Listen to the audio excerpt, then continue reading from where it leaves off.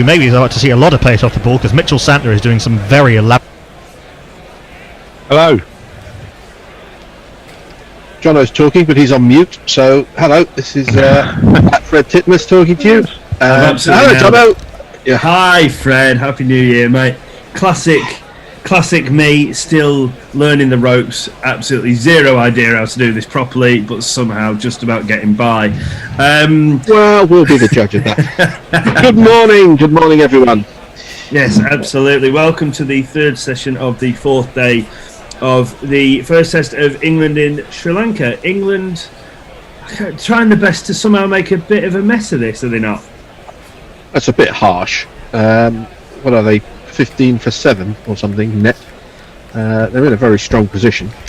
It would take a lot for Sri Lanka to score enough runs to put pressure on England in the fourth innings. But, right, so I've also just realised that I've missed something. Because following my last stint, I've just had another hour's kit. So, if they are 15 for 7, then I take everything back that I just said. So, they are indeed. I mean, they are 16 for 7. So. Oh wow, okay. They've come back well. I mean, disastrous first innings, obviously. Mm. Yeah, they've showed a fair bit of mettle in Sri Lanka that I don't think people would have expected after the South African series. Jack Leach in to start the first over after tea, and the first will be a dot. Can we jingle him? It's Jack Leach. Now coming up is Jack Leach. On Jack Leach. Jack Leach, that man in again, and that's worked way off the outside edge. Ooh, almost a slight bit of confusion between the batters, but that's worked way down to short third man for 1. I'm a big fan of that jingle. I really enjoyed that. Great. What happened to Chris Rea? A couple of years ago, they said he was on death's door, and we haven't heard anything since. So I'm assuming he's still with us. I think he is. He was very ill, wasn't he? Yeah. No idea. How has 2021 treated you so far, Fred? It's the first time we've seen each other. Not too bad, much the same as everybody else. Limited options. Yeah, absolutely. Third ball of the over just defended to silly point by Angelo Matthews, and there is no run. There's talk of even I've been more in this country. Limited options. I was saying there's talk this morning of even more limited options coming up. Oh, crikey. That has spun sharply. Quick turn from pitch on middle and off. Well taken from Butler as it rises quite steeply, actually. It's rising Angelo Matthews, and obviously, again, another dot ball. Not that it really concerns me too much, because I have limited my own options to the house and sort of basically the corner shop since March the 15th last year. Oh, wow. Leaching again, slightly quicker this time on pitching on leg stump, and that's worked way off and squirted, let's say, off an outside edge. Don Best fielding at backward point, but they do come through for a single. Yeah, I mean, I don't know what you guys say. Everybody seems to be a number of differing opinions of when things are going to get better based on how many vaccines are completed and by when. I just think the hope now is that it's as soon as possible that we can start, just be allowed to go and do any kind of exercise or get back outside, I guess, isn't it? What? I'll break off. As Leach comes in, completes the over with a slightly wider off-stump delivery that is allowed to go through to Josh Butler. I mean, I'm lucky compared to some people, I suppose, because I've got Epping Forest on the doorstep, so I do go for, exercise walks in the forest. Although it's like a bog these days during the winter, but yeah, it's. I mean, it's really weird because just recently, I'd say in the last couple of months, loads of my friends have got it. Okay. And they're London based, have been going out, i.e. maybe just going out in Surbiton sort of type and going for coffee, getting a takeaway coffee and stuff. Yeah. And seem to have picked it up, and they're wearing masks and stuff while getting the coffee, I think. But they've been going into supermarkets, right? Which I haven't been doing. Yeah. Luckily, with the corner shop, I can wait out. So if I see people in there without a mask on, I don't go in. Don Bess in to start. No doubt Bear will be ready to jingle him up as Angelo Matthews. First of all, the spell just pushes that into the offside, and they will come through for a pretty easily run one. If the pitch isn't good for pace, get this lad on his bowling's ace. But if you need someone who bats, you should just save Don Bess for last. Oh, it was. Ooh, even umpire Damasceno is saying, looking. I don't know if that's turning past the leg stump, or do you think there was a bit of an edge there, Fred? I think there was an edge. I'd like to see it again in slow motion, because otherwise they would have gone up in unison. But there was this "oh no" sort of appeal rather than "how's that." Yeah, the pitch is certainly not going to get any easier to bat on, is it? That bit wider from Don Bess there. That's the line when he got Chandimal out this morning, which is that kind of, they call it the Nathan Lyon line, because he kind of tries to hit those Sam Curran's footmarks wider from the off stump, but allowing it to turn. I think he's been bowling a bit straight at times. That's a decent ball. It's quite a quick turn as well. It's not a slow turn, so they can't just watch it off the pitch and decide how to play it. So 121.4 gone. Sri Lanka 305.7, leading by 19 now. Best 3 for 82 off 30.4. Make that 3 for 83 from 3 for 86 from 30.5. I presume there'd be a man out there on the boundary, such is their normal. Certainly last summer we were talking quite a lot, weren't we, about why is that guy out on the offside fence, but they seem to have, maybe there's a slightly more attacking field set by Joe Root. I've kind of changed my opinion now that I know that they're effectively 23 for 7. We should, you'd hope that we'd still win this quite comfortably. But if they get up towards 50, 60, 70, it'll still be a little bit. No, do you not think, Fred? No squeaky bum 150. Not. Yeah. You're just taking the Hendo pessimist role. Someone has to. As Hasaranga works that down. Wow, another boundary straight back through mid-off. That's a. He can back this time. So the score moves on to 3-1-3 for 7. 122 overs completed. Best 3 for 90. Any socials, Nestlers? Oh yeah, Messi Jez says, I'm a little disturbed in listening to the replay of the cup final to hear myself saying nice things about Butler's keeping, and not Fred coming on has brought Jay to the crease. Jono, now you're on air with someone I generally have no respect for. Oh dear. I mean, I'm sure that's nothing but playground banter, that, Fred. You get little else from Jay Grover. yeah. Playground humour. Yeah, you're always nasty to the people that you love the most, right? Well, I won't go that far. Well, yeah, I suppose. Looking at the card, obviously the two lads who opened did a fantastic job, didn't they? I think that kind of really got the Sri Lankans back into the games. Leach starts seeing a fair amount of turn now, as that one's cut by Matthews out to the deep point boundary for an easily run one. What do you think of Leach's pace? I think he bowls a little bit too quickly, especially when the wicket's doing a fair bit. I think he needs to slow it down. Yeah, he tends to fire it in a bit. I think he'll have the ability to bowl either. Is that out? No. Yes. It is. What a delivery! What a great catch! I think that came off Joe Butler's, Josh Butler's gloves as well. They usually do. Brilliant! There goes Hasaranga. Yeah, absolutely. Yeah. And that was a little bit slower, actually.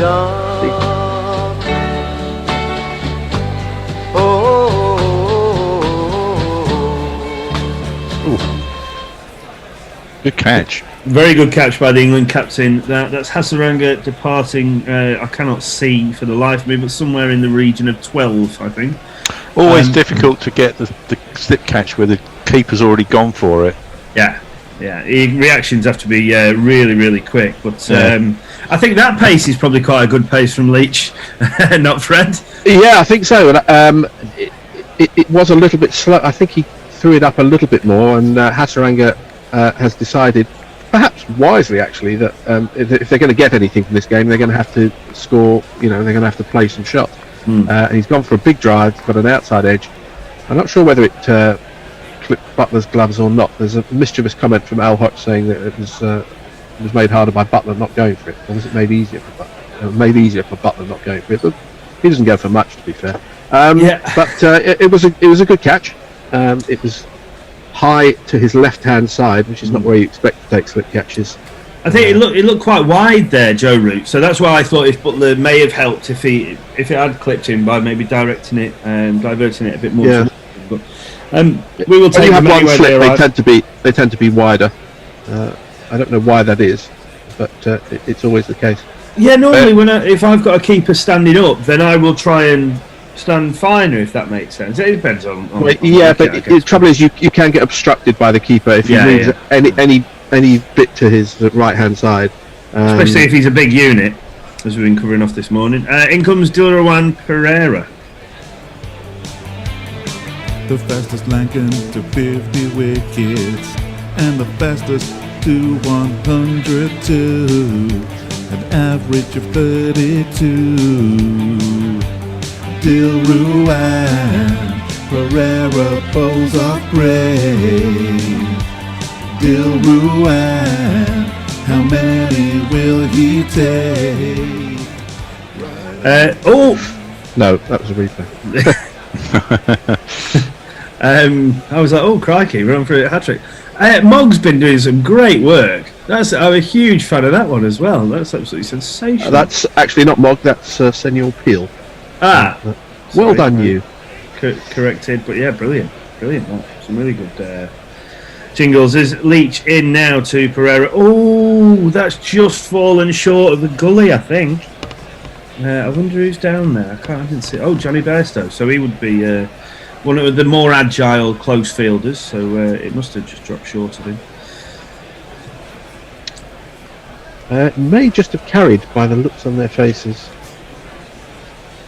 It did. I think it did. Down corrected, Fred. Well done. Good eyes, mate. That's turned away just into the leg side. Butler just trots into the leg side and does the tidying up as Pereira gets off the mark.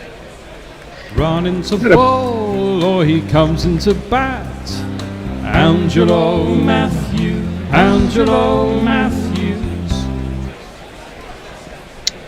Thank you, Ben. About you, Jono, I actually hate fielding at gully more than any other position. I think off a seamer it's horrible because it either comes at you off a genuine shot. It's very difficult to set yourself. Leach, and again, that's another great delivery, turning sharply away from Matthews, taken by Butler. There is no run. Completely agree, Fred. I think I've seen people take some absolute snorters at gully, but it comes at you so quickly sometimes that you just gives me nightmares. Well, it can come off an edge, in which case you want to go forward and it's soft, or it can come off an actual shot, in which case it can be absolutely travelling. So it's difficult to prepare. Leach in to complete his over. That is left alone. Turns big turn again from Jack Leach through to Butler, completing the 123rd, lead of 29. Leach 3 for 101. Nestlers. Well, Bear is going to be very happy, isn't he? Because the possibilities of him not having to get up and come in, and we get the thumbs up from him for his 5th day in a row, which he's obviously suffering because I can see him drinking water. They'll be able to take an unusual sight. It's vodka. He's just put it in a water bottle. It is 10 They'd be able to take an extra half an hour as well, wouldn't they, tonight? If there was Well, they might. Not if they're 120 ahead for 8 down. Oh, no. Yeah. And Matthews is a very canny cricketer, and he has the ability to bat with the tail and to nurse the tail and score runs at the same time. So let's not quite write this game off yet. Let's not give Bear a day off quite so early. Dom Best, that's a decent line, I think, on a pitch that's now offering some pretty big turn, but blocked by Pereira out into the offside for a dot. Well, we were saying earlier, Fred, that that thing we have to come in the next morning for like sort of 5 overs or something. It's Pereira down the wicket, and he's walloped that, and it's a 1 bounce one of these.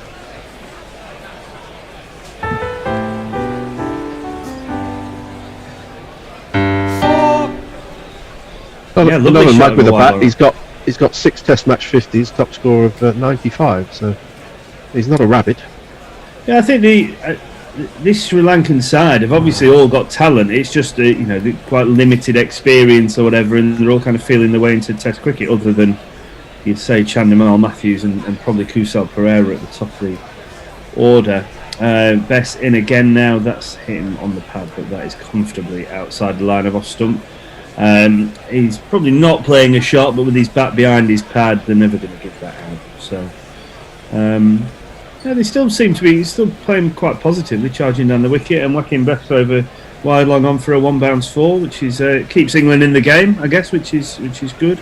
Is that leg gully would have been in the game there, but as it happens, it goes out to Sam Curran, who comes in from the deep square leg boundary, and they will come through for one, bringing Angelo Matthews on strike.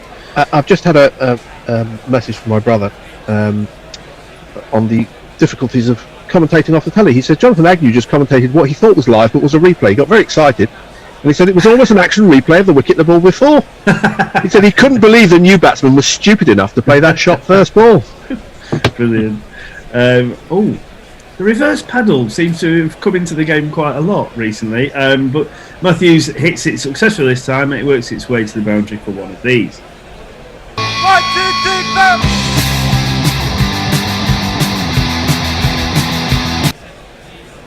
Sri Lanka are trying to creep ahead to that kind of 150, aren't they, at the moment? They're trying to score as many runs as possible. I hope England don't fall into the trap of giving the singles away and attacking the number 10 batsman, because they should just be attacking everybody with the ball turning like this. Absolutely. Defended in a crab-like style by Angelo Matthews, probably looking to try and get a quick single to end the over, but he doesn't, leaving Pereira on strike to, I presume, face Jack Leach's next over. Any more socials, Nestlers? Well, the Sussex Cricket County Cricket Club have just retweeted the fact that we've raised over 3,500 for the In the Bag appeal. Just want to say thank you to everybody who donated for our cause, and it's still open. You can still donate if you want to. So the tweet's there. If you got any spare pennies, any amount will do. But thank you again to everyone. I know I've got some of my friends involved and who aren't cricket fans even, but they emptied what little they've got and put it in there, which is nice. Yeah, fantastic initiative, and thank you. Absolutely echo those comments to everybody who got involved with that for us. That looks like a bit of a slog out to a cow corner esque, but yeah, again from Pereira, playing positively, but it's brought him another one of these. There's not one boy for me, I must have 2 or 3, I need 4.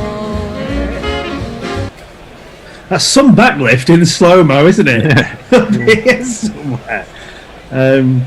Wowzers. Oh yeah, it's kind of a thick inside edge. I'm struggling to think where all of these fielders are. There's been quite a few boundaries in the last 5 or 10 minutes. Well, they have gone to unusual places. Well, yeah. Leach in now, second ball of the over, and just blocked out into the offside by Pereira. You see, maybe a bit of a block whack it type merchant here. He's I've hit a boundary, so I'm going to cover up the next couple of balls, and then so I think the England lads will feel like they're constantly in with a chance. Oh, and a good leave, watchful leave. Some may say, Fred. Well, as I said, he's not a mug. I'm not saying that from my viewing of him because I don't actually remember watching him back. But looking at his figures. And he's on home territory. He'll have batted on spinning wickets before. So yeah, absolutely. Looks like he got onto the back foot for that one. Chopped down on it right at the last minute. Half stopped by the England skipper at first slip, and they will remain where they are run. 328 for 8, leading by 42. 2 balls left in the 125th. Jack Leach 3 for 105 thus far. As he's in again now, and that's just worked to earth an inside edge down to 45 on the 1, but they will take no run as it's well fielded. We've got quite a lot of cricket, haven't we? I don't know what happened with the Australia-India game overnight. I think Australia are still 40 ahead or something like that. As that one's left alone outside the off stump by Pereira to complete the 125th. With all their wickets in hand. The trouble is, there's a suggestion there's going to be a couple of days of bad weather in Brisbane, so it might peter out. It's not very far ahead in terms of speed, that game. So Australia are 54 runs ahead with 10 wickets in their second innings. So and they've only got 2 days left, right? They've got 2 days left, but the forecast isn't great.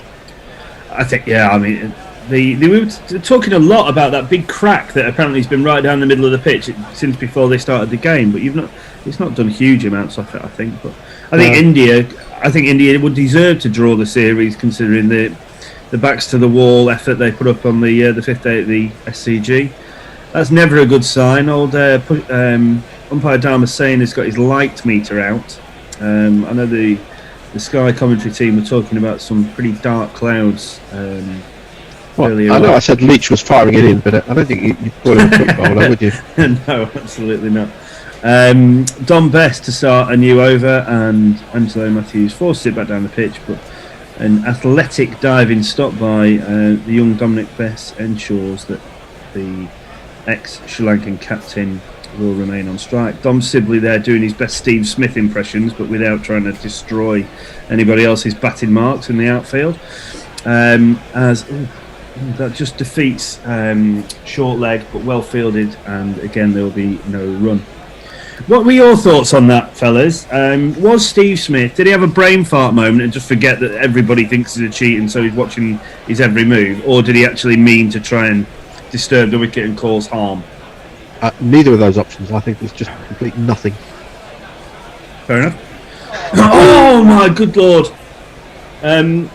Your favourite wicket keeper, Fred, has just missed a clear-cut stumping opportunity from the one batter who we're desperately trying to get out, and that works its way away for, I think, 4 byes, I'd imagine. I don't think he got any yet. Everyone missed everything.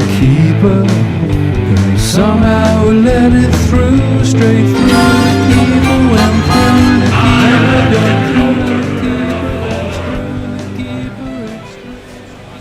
Well, he danced down the wicket and yorked himself, and the ball went through Butler's legs. Did it go for 2 fours though? Because we had 2 overlapping jingles there. No, we had the bye jingle and the 4 jingle. Oh, right. So, Angelo Matthews works that out into a straight mid-wicket, and there will be no run.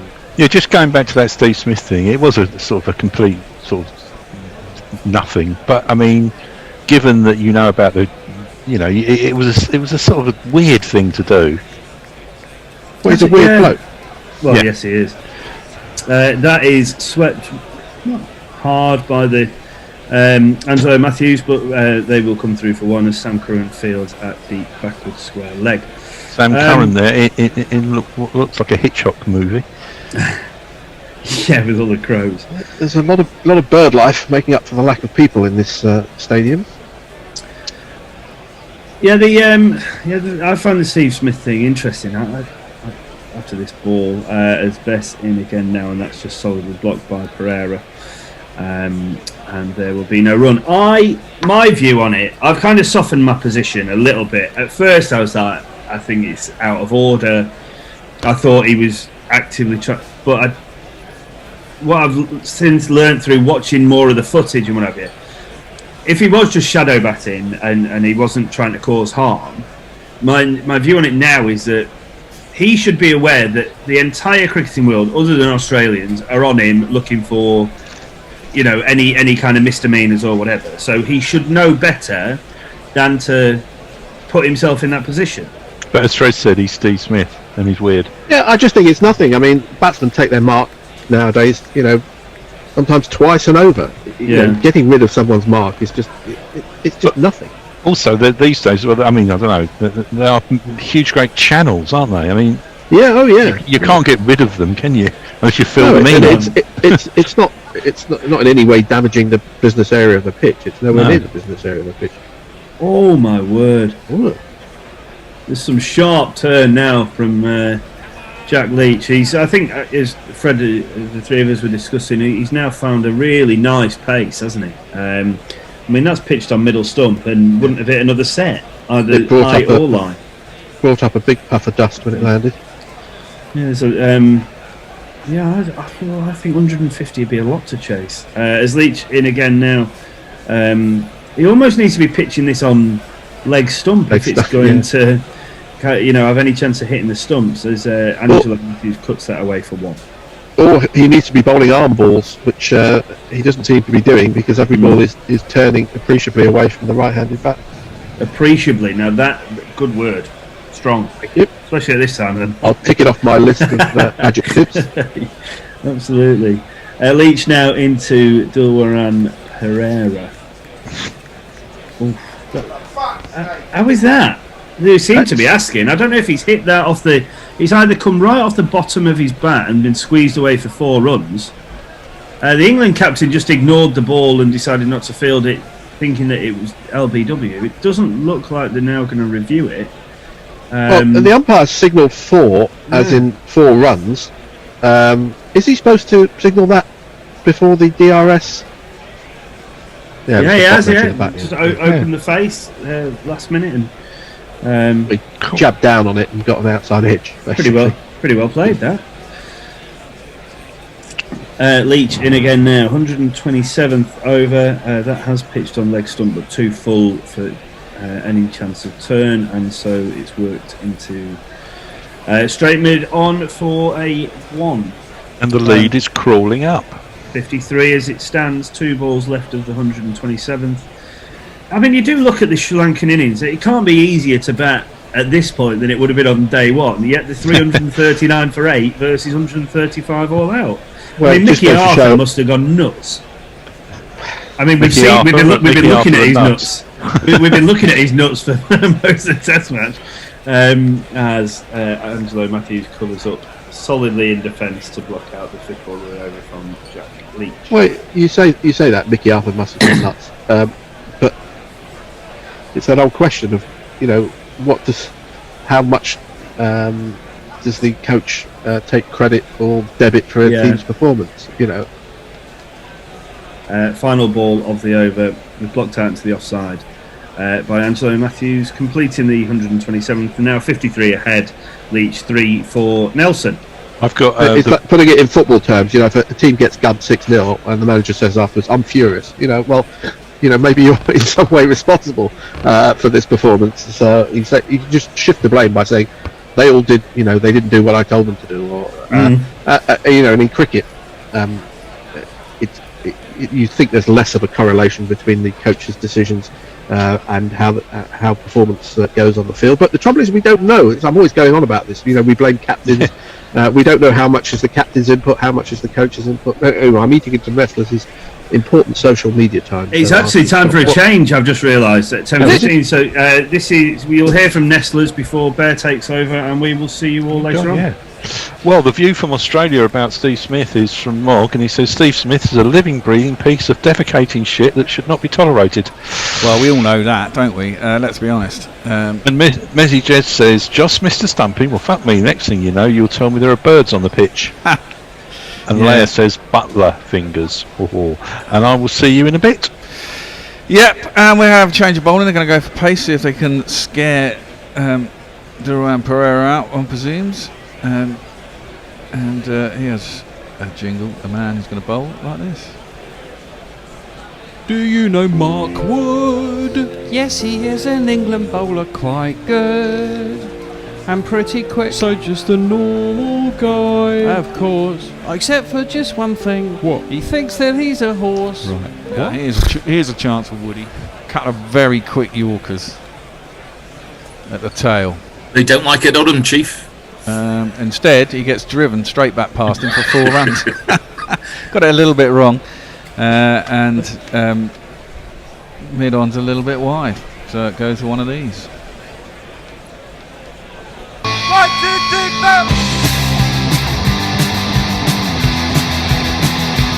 It's the right idea. I'd try What and now, Captain? well, I'd try and actually get the Yorker rather than a full long, nice hard volley. rather than just something in the slot ready to be able to be hit. Yeah, exactly. I wouldn't stop there. I would carry on going with that. Well, Leeds 57. The thing is, are they going to get too far ahead that they can't knock them off tonight with the light that I have to come in tomorrow morning? That's what I'm getting worried about. Left alone outside the off stump by Pereira through to the keeper, and there's no run. I give Leeds. I love the way that in this particular moment there you would be indiscriminate, and if it was England that was struggling, you would be praying for them to get out as well. Quite probably, actually, the amount of lack of sleep I've had over the last few days. Sometimes my own personal well-being comes ahead of even the national England team, Al. As it should. I've been doing Unless they're going to pay you. Well, exactly. I've been doing this for a fair number of years. I've had a fair few overnights. Short and smashed into the offside with no foot movement. Well fielded. Pereira, but well fielded. Yeah, didn't get past Bess and out to the boundary this time. There's a bit of an all sorts over. And this ball now must be 47 overs old now, this ball. It's got an average 26.43, 350s, best 92. At test level, that is, in only 9 matches. As Fred was saying, he's no mug. No. Gives it a lot. Gives it a big swing, bit of Humpty. I remember one of those 50s was against us last time we were out there, I think. I seem to remember. He does. His backlift is looks like he's about to hit himself on the back of the head with his bat, doesn't it? Well, yeah, it's a bit baseball, isn't it? Wood is coming into bowl and defended by Pereira back down the track, and there's no run. He's got a little pot belly as Pereira. I like that. The unfitness hope for the rest of us. Oh yes, exactly. 3-4-3 for 8. And his pace is up. Do you think Wood will play in the next test? Do you think he can play 2 tests in a row in the space of 4 days? It'll be interesting. There's a part of me that goes where you rest Broad because he's the older bowler, and then it's like, well, you know, the assumption is Anderson comes in for one of them. Yeah. I think they'd have gone in with 3 spinners if it had been possible. Clipped up to mid-on, and there is no run. If there had been the chance to have Moeen in this attack as well, they would have done. And I think either Wood or Broad would have missed out. Well, maybe Moeen comes in. No, and there's no Broad. And there's well, no I was hoping that, but apparently I was listening over tea, and they were saying that the doctors reckon that even if the fact that he's back with the team, he's had no practice, and he had some effects of COVID, and they don't think he'll be able to bowl 30 overs in an innings and be out on the field for 5 days. Anyway, so that's down the leg side. Missed by Pereira as he's trying to clip it down there, and at the end's the over. 3-4-3 for 8. Social, Jack. Yeah, we've got a boom on YouTube from Jamie Wilson. Nothing more, just a boom. Yes, boom. I think that was on the wicket fell, wasn't it? Yeah, a couple of hellos on Crick Tracker and Hombre Nuevo on Twitter. Just stirring, but is the Butler issue a contributing factor as to why our test spinners aren't considered world class, as their confidence might be somewhat eroded by the wickets they could have had? I'd probably say no to that, but I don't know about you guys. I'm going to go with you there, Jack. No, I'm going to say no. No. It's probably a run or 2 on their average, but nothing more. Yeah, possibly. Even that would probably be harsh from Joss, I think. Statistical noise, nothing more than that. Yeah. Nothing significant. There's a big vein on the side of Jack Leach's head, isn't there? Maybe that's how we know if he's angry. Just look at the vein in his head. He's going to pop full. Matthews just defends back to the bowler, and there is no run. I think England will want to get it done tonight, won't they? They want a day off tomorrow if they possibly can. Well, anytime anyone can have a day off, that's a good thing, right? Yeah, exactly. Presumably they don't have to move. The next test match is here as well. Tossed up and defended by Matthews out into the covers. What are their quarantine conditions? India weren't allowed to do anything, were they, in Brisbane? So maybe they do want to come back. There's not that much to do in Brisbane now, is there, really? I mean, not in Brisbane. I don't know, I've never been. It's all right. I mean, I was there for a week a few years ago, and you can once you've seen koala bears and looked at art. Defended off the splice, square on the offside, fielded, no run. I went to the Gold Coast Surfers Paradise when I was selling encyclopedias and stayed there for about 5 days, so I didn't really get to go out. You were selling encyclopedias for 5 days on the Gold Coast? Well, no, because I was coming home, so they basically just let me lie on the beach. That's defended up to mid-on, and there's no run. That's my year off. I went to Perth. Fuck all happens in Perth after about 8 o'clock at night. It's ridiculous for a city that size. Like, it was literally dead. It was only after about 5 nights there that we found somewhere that had a nightclub. But literally, like, the restaurant shut at 9:30. It's like, a little bit short, a little bit wide. Fielded a bit by point. Horrible. Palmed it off to cover. We then threw it at the stumps badly. Well, the bowler missed it and it dribbled out to mid-on, but they didn't get a run. Messy. Yeah. I love the way that all of that results in a dot in the scoreboard. Exactly. This one is defended once more. Back to Leach. Decent ball, Midland leg stump. Pretty full. And that ends the 129th over of this innings. 3-4-3 for 8. Messi Jez is pointing out, or has pointed out, that we might not be far wrong about things to do in Brisbane or Perth, but there is no COVID. So well, that's true. Well, if that's the way you want to score things, and to be perfectly honest, it is a really good way of scoring things. Absolutely. At least you can go to a pub and have a beer with your mates. Should be a nice thing to be able to do. Leah is also shocked that you'd put personal well-being ahead of old Blighty there. Well, occasionally. I think it strikes me that I think I'm at a point in time in my life now when the time comes that the restrictions are all removed and you can do what you want. I think I'll just stay in anyway. Well, it's like, do you want to go out? Nah, be busy. Well, that's the thing about getting older, isn't it? I mean, if I imagine I was Jack's age, I would be just a faff, chomping at the bit to be going out, but 50 with 3 kids, I can't be fucking arsed, to be honest. It's just so much like hard work. Absolutely. I rarely go out anyway. Wood in, bowls, Pereira gets on a back foot, defends out to cover, and there's no run.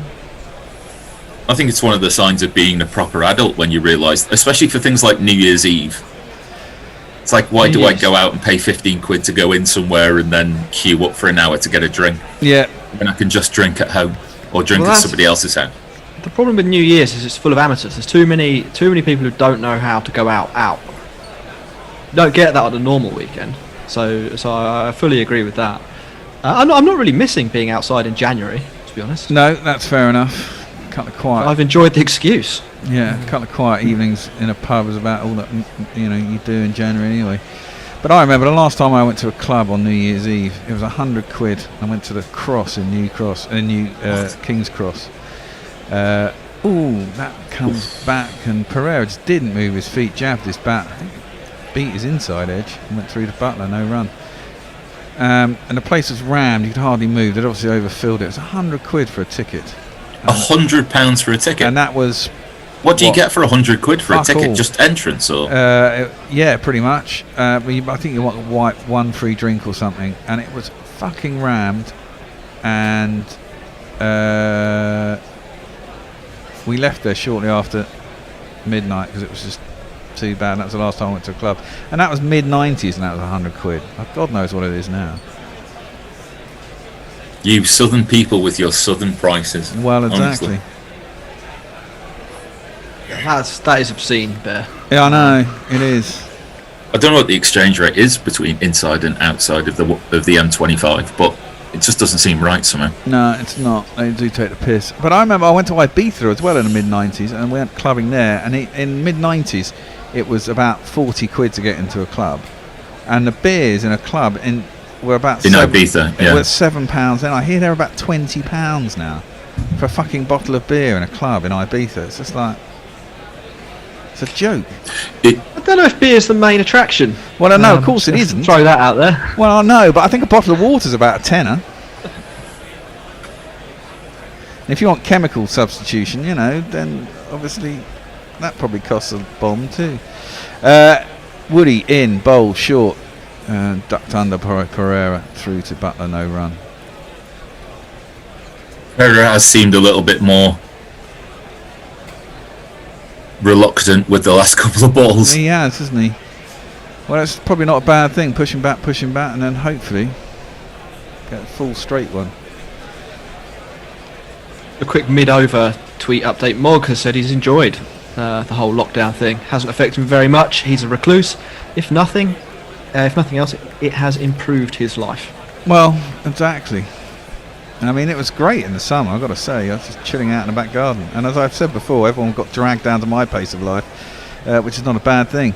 Short, down the leg, ducked underneath by Pereira, through to the keeper, no run.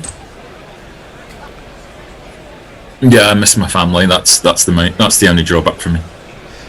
Well, we've had to choose between different sides of different families and things. Well, I've got no family. That's been the difficulty for us. The only family I've got left is my aunt now. In fact, my uncle died a couple of weeks ago. I've got her funeral this week, crikey. But we're not particularly close. She's nice and everything, but we don't meet out that often. Both my parents are dead. My brother's in Brisbane. My in-laws. My wife's from Kenya. My mother-in-law is in Nairobi. That's fine. That's a long way away. Although it's nice to go to Nairobi, but it's bloody expensive. And her sisters live in Sweden, so I don't really have to worry about all that sort of stuff. Makes Christmas really nice, actually, because you don't have to worry about dragging everyone in a car and going to see loads of relatives and endless Christmas dinners and stuff. Round the wicket, Wood, Pereira gets behind it and plays it out to Broad, who's at cover. And there is no run. One ball left in this over. And it's quite a sunny day today in South London for a change.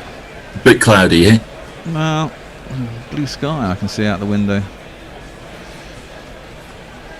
It rained quite heavily overnight, so the kids have been wishing for the snow. Not that you can probably go out, you can probably catch COVID off the snow, can't you, in a park with all the other kids. Short, he didn't like that, Pereira. That was the last ball of the over, though. He ducked underneath it and went through to Butler, no run. There were all the short balls, but there didn't seem to be the full straight one to be able to back up the plan. No, and if you're going to bowl those shorts, surely he didn't have a short leg in there either, did he? I don't think. Which is a bit weird, but hey ho. Any more tweets? Yeah, you got one directed at you, Bear. Jay Grover, I should have charged you more for Eckies back in the day, Bear, seeing as thou flush. I'm not flush, not at all. I just found it as bloody expensive. And Pirate Badger, one of the great worries the pub trade in Ireland have is home drinking becoming normalised, hence why they are angrily trying to get off licences closed. Fuck 'em, I say. Never like pubs, especially the ones with tone-deaf, talentless trad musicians. Yeah, there's that. I like pubs with decent beer gardens in the summer. I'm a big beer garden fan as well. Beer gardens are nice. I used to spend a lot of time in beer gardens. And a good local that doesn't... There's nothing worse than going to a pub that's rammed and you can't hear anyone speak. And of course, but hearing gets worse as you get older. What? Exactly. Leach is going to continue. Tossing the ball in his hand. Matty's clearly isn't ready. Can't see anything. It's TV. Get on with it. Come on. They did this yesterday. Got really slow after tea, didn't it? Goes back. Cuts out through the covers. Hopefully there's a man out there. There is indeed. Sibley out on the boundary. We'll throw that back in and it'll be a single. Worst thing about doing the commentary is what Jono suffered in his first couple of overs, where you just expect there to be a fielder, and then the ball keeps on going and keeps on going, and then there's no fielder in sight, and it's like, oh, it's not one, it's four. Oh. Yeah. It's good to see that Agger's got confused by the TV coverage. Tossed up by Leach, and Pereira gets forward, smothers it outside half the back, goes to backward point, no run. 3-4-4 for 8. He's on 19 of 28. And, Matthews is 61. 196 deliveries. That are a long time. Leach comes in now to bowl. It's down leg side and swept, and I don't presume there's anyone down there. That was a pretty filthy delivery. Wrong line. It's gone all the way to the boundary for 4 runs. And if you kids can't listen, then you bound to see the way you get shot for crossing a boundary, crossing a boundary. And the lead extends just that little bit further.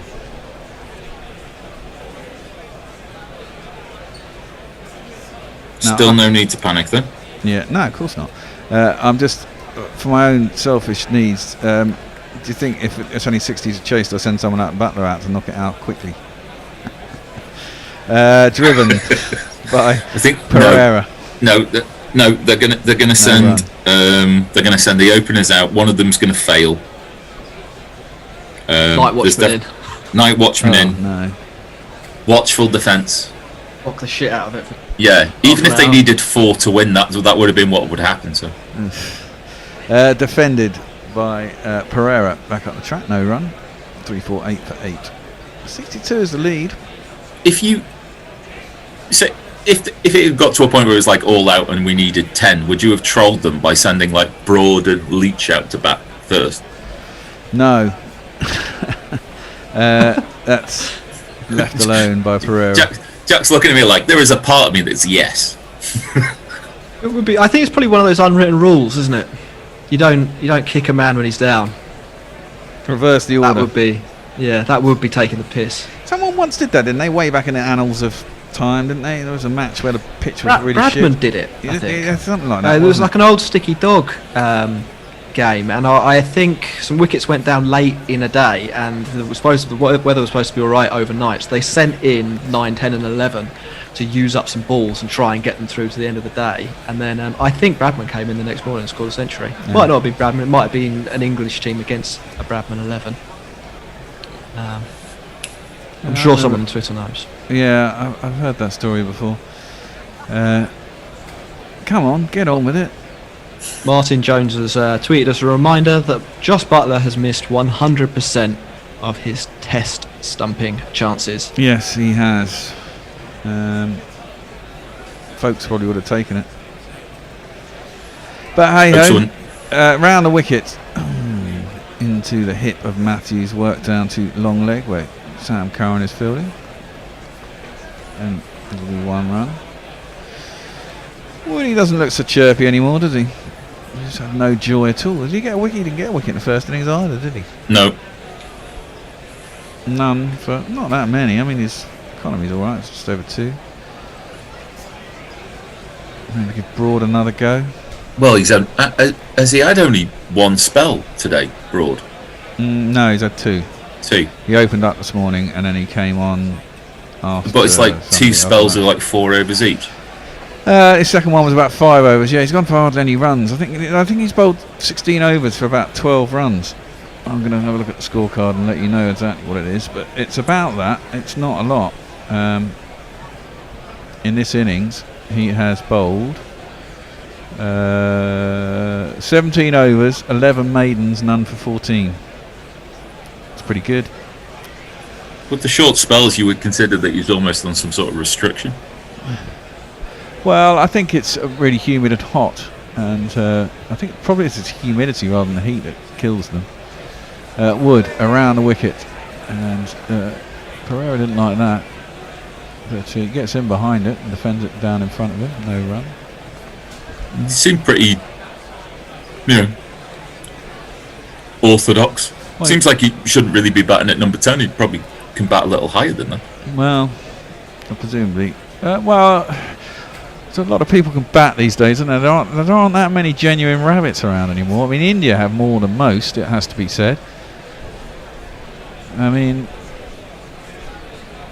Broad's got a test ton, even though it goes back a long time, and he was our number 11, or 10, 11, wasn't he? Clipped down towards long leg once more, and just be the 1 run. Stuart Broad was number 11 in our innings. Yep. think it should have come in front of Wood, to be fair. But our tail did bugger all. Otherwise, we'd have had another 50 or 60 runs. We should have really got another 50 or 60 runs. I mean, I think we lost 6 for 40 something, 49 or something like that. It's a pretty dismal collapse. Quite the speed up in the last 50 runs. Yep, not surprising. Now this line is just leaking singles now, as Matthews just clips that down to long leg for another single, 3 in a row. He has got the look of an axe murderer about him now, Mark Wood. He looks distinctly unhappy. I'll try last ball of the over. I go back over the wicket and try that Yorker again. I don't think he's going to. Or that slightly slower ball off cutter. Yeah, that's not a bad shout. Yeah. I don't know if the fielder's there to catch it if he mishits it. I mean, this is his 19th over. Around the wicket. Ooh, played down towards short leg from Pereira, just above hip height. It was outside leg stump. Don't think it was a catch. And there is no run. That ends the over. The 132nd, 351 for 8. The lead is 65. Knackle has tweeted in to point out that only once from 13 attempts has the away team won, chasing in the 4th innings at Galle. That was Pakistan, chasing a target of only 90. On the 9 other occasions Sri Lanka have set a 100 plus target, the away team have only ever drawn twice. I think the circumstances are probably slightly different here, but it does give you a little bit of an indication that England can't let this drift for too much longer. No, I think also you've got to think of what the bowling resources were when a lot of those things happened. You know, Definitely. You had Lasith Malinga, you had Murali, Chaminda Vas, you've had Harath, exactly. You know, the leggy here doesn't inspire confidence. What's his name's quite good, the lefty. Embal Denier, that's it. Lemonland, left alone outside his off stump by Angelo Matthews, and there's no run. I shall call him Lemonland now. Yeah. So yeah, I think a lot of those circumstances will be different. Defended again. Leach to Matthews, just drops it out towards cover. He comes in field, no run.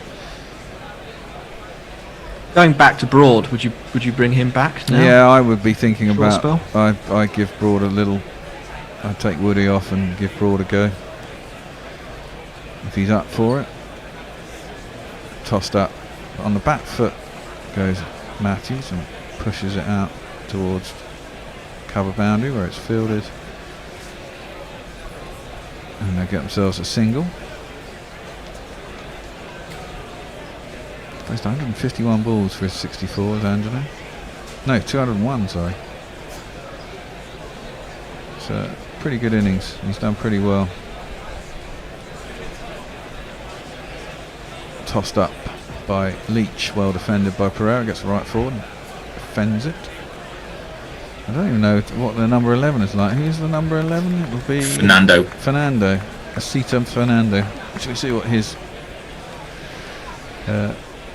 first class stats tonight?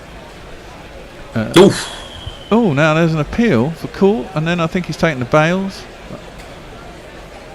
I think his foot came up here. Do you think his foot came up? He was slow. Well, are they going to go upstairs? It doesn't look like they are.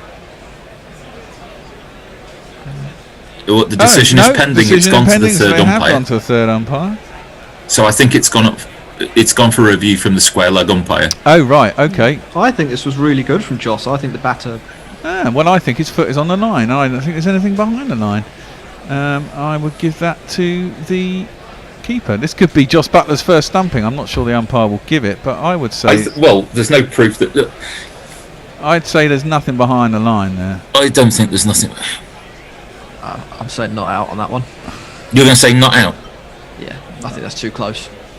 Well, there's an awful. You know, it's all leaning on to the edge of the foot, isn't it? Exactly. And he's made no movement to get back, has he? No, here we go. Ooh. Oh, I don't think there's anything behind the line. So you can see the line behind the arch of his foot. I think it's that's still out. Yeah, I think that's out. You can see the line, and you can see his foot going back. You can't see from there. You can't see the That's line. what makes you a good third umpire, Jack. New information, reconsiders, changes his mind. You can't really tell from that because the line is actually worn out where his foot is, so that's not a particularly good thing. I mean, the fact is that Joss clearly thinks his foot is on the line or beyond it because he actually had it up. I don't think there's anything behind there. Zoomed in. I think you're out, mate. I think you're out. I think the bit of his foot that is touching the ground is on the line. There's nothing behind it. You can see the width of the line. I like the way that they're doing this, where they're putting the two opposing camera views together. The bail is out of the groove there. There is nothing on that foot that is behind the line. That should be given out. He's a homer umpire. Might be interesting to see. He's out. That's out. That is fucking out. Is this how we got the jingle? Yeah. That's out, man. That's fucking out. Just give it out. His foot is on the line. But save your outrage for when the umpire gives him not out. Well, he should give him out. Save your outrage for then. Well, if he does, angry at the wrong time, you'll blow yourself out. I've got the jingle for that. He's on his tiptoe and it's on the line. Oh, exactly. So it's out. Okay. I don't even know why he's going backwards and forwards and backwards. Well, you can see the width of the line on there. His foot is clearly right in the middle of the line, and it's grounded. And fair the enough. Decision is out. Isn't it? Yeah. Right. Well done, Joss. Fuck off! Just fuck off! That's for the umpire.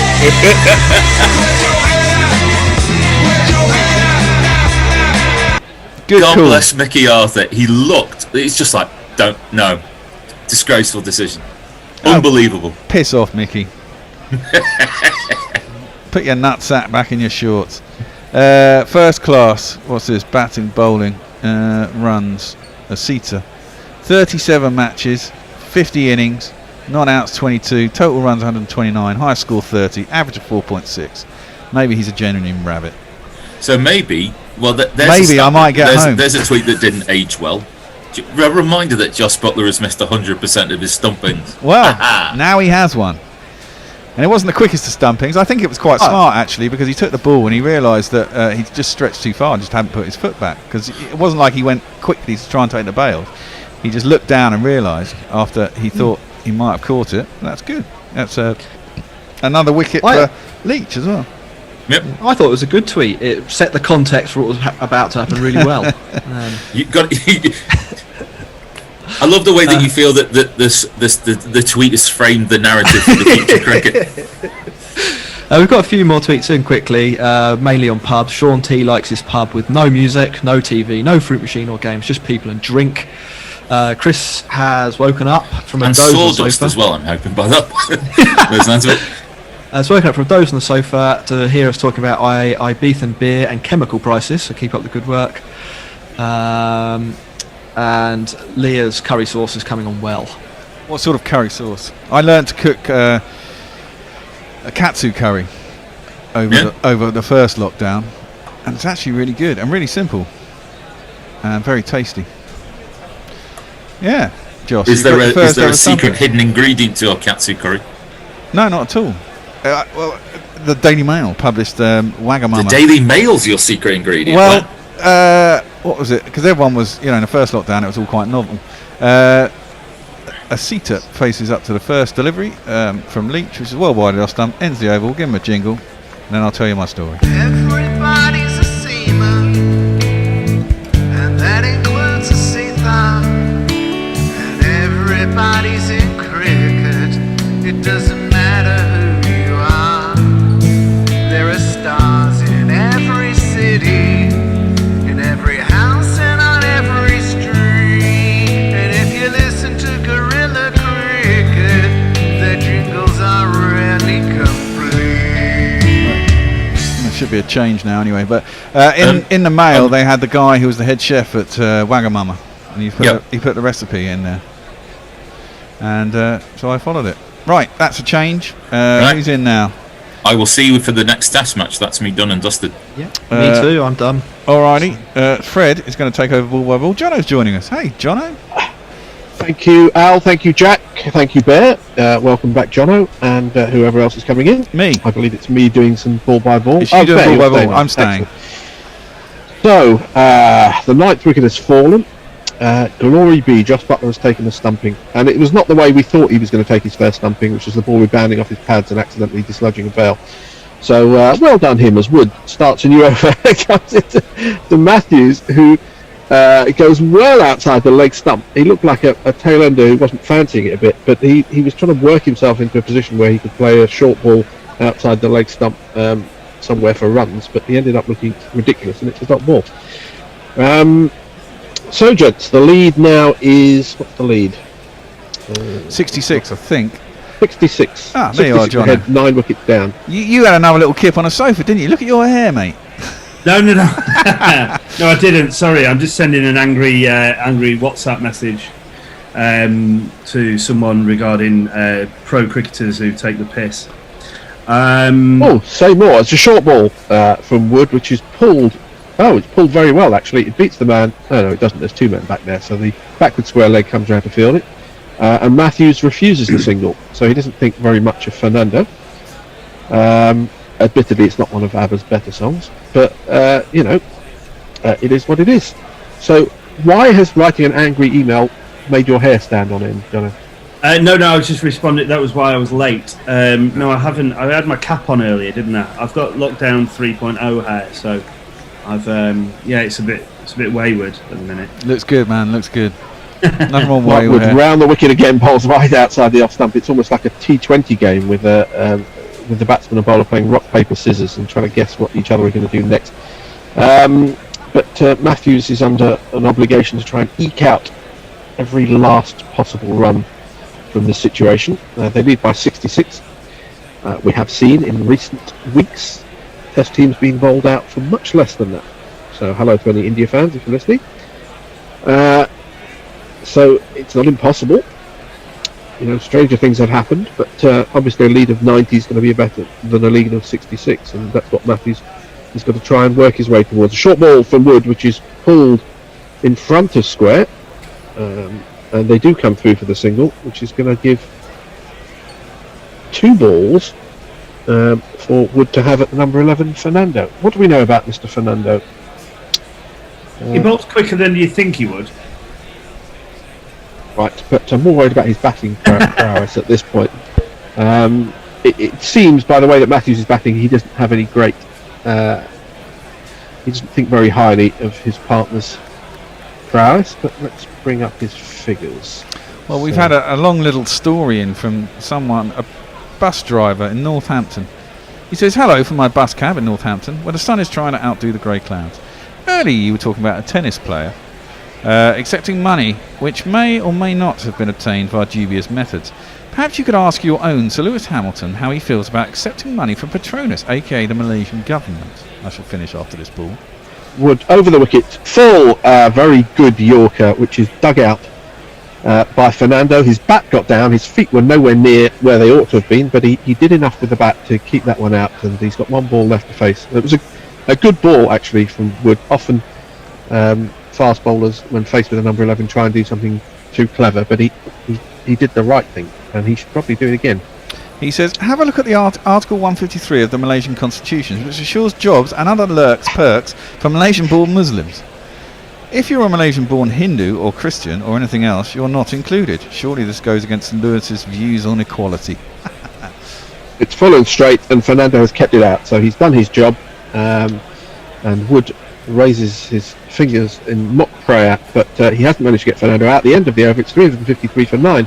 The lead is 67. I have to say that reading the Malaysian Constitution is not high on my list of lockdown reading, but if it goes on much longer, I may be reduced to having to read it. But well, there's basically an hour left in this game, and there's going to be 10 minutes between innings, and possible extra half hour, light permitting. Well, the light doesn't generally permit. I mean, we've already had the light meter out. I suppose if the sun comes out again, you might get a bit longer. They went off at about 10 to 12 yesterday. They played till 12 the other day after the rain, so maybe you get a little bit longer. But I mean, they should be able to score 65 runs in an hour. It's a question of whether they want to, 67. Well, we know which way you'd like this game to go. You'd like a line tomorrow, which is fair enough. I would do. If you put in a hell of a shift. I mean, assuming we bat and we're on 30 for 2 or something, that means what? I've got to get up at 3:15 in the morning to come and watch 30 runs get knocked off, or 8 wickets, which would be something to watch. Yes. Whichever way round it goes, it's not going to last much more than an hour and a half, is it?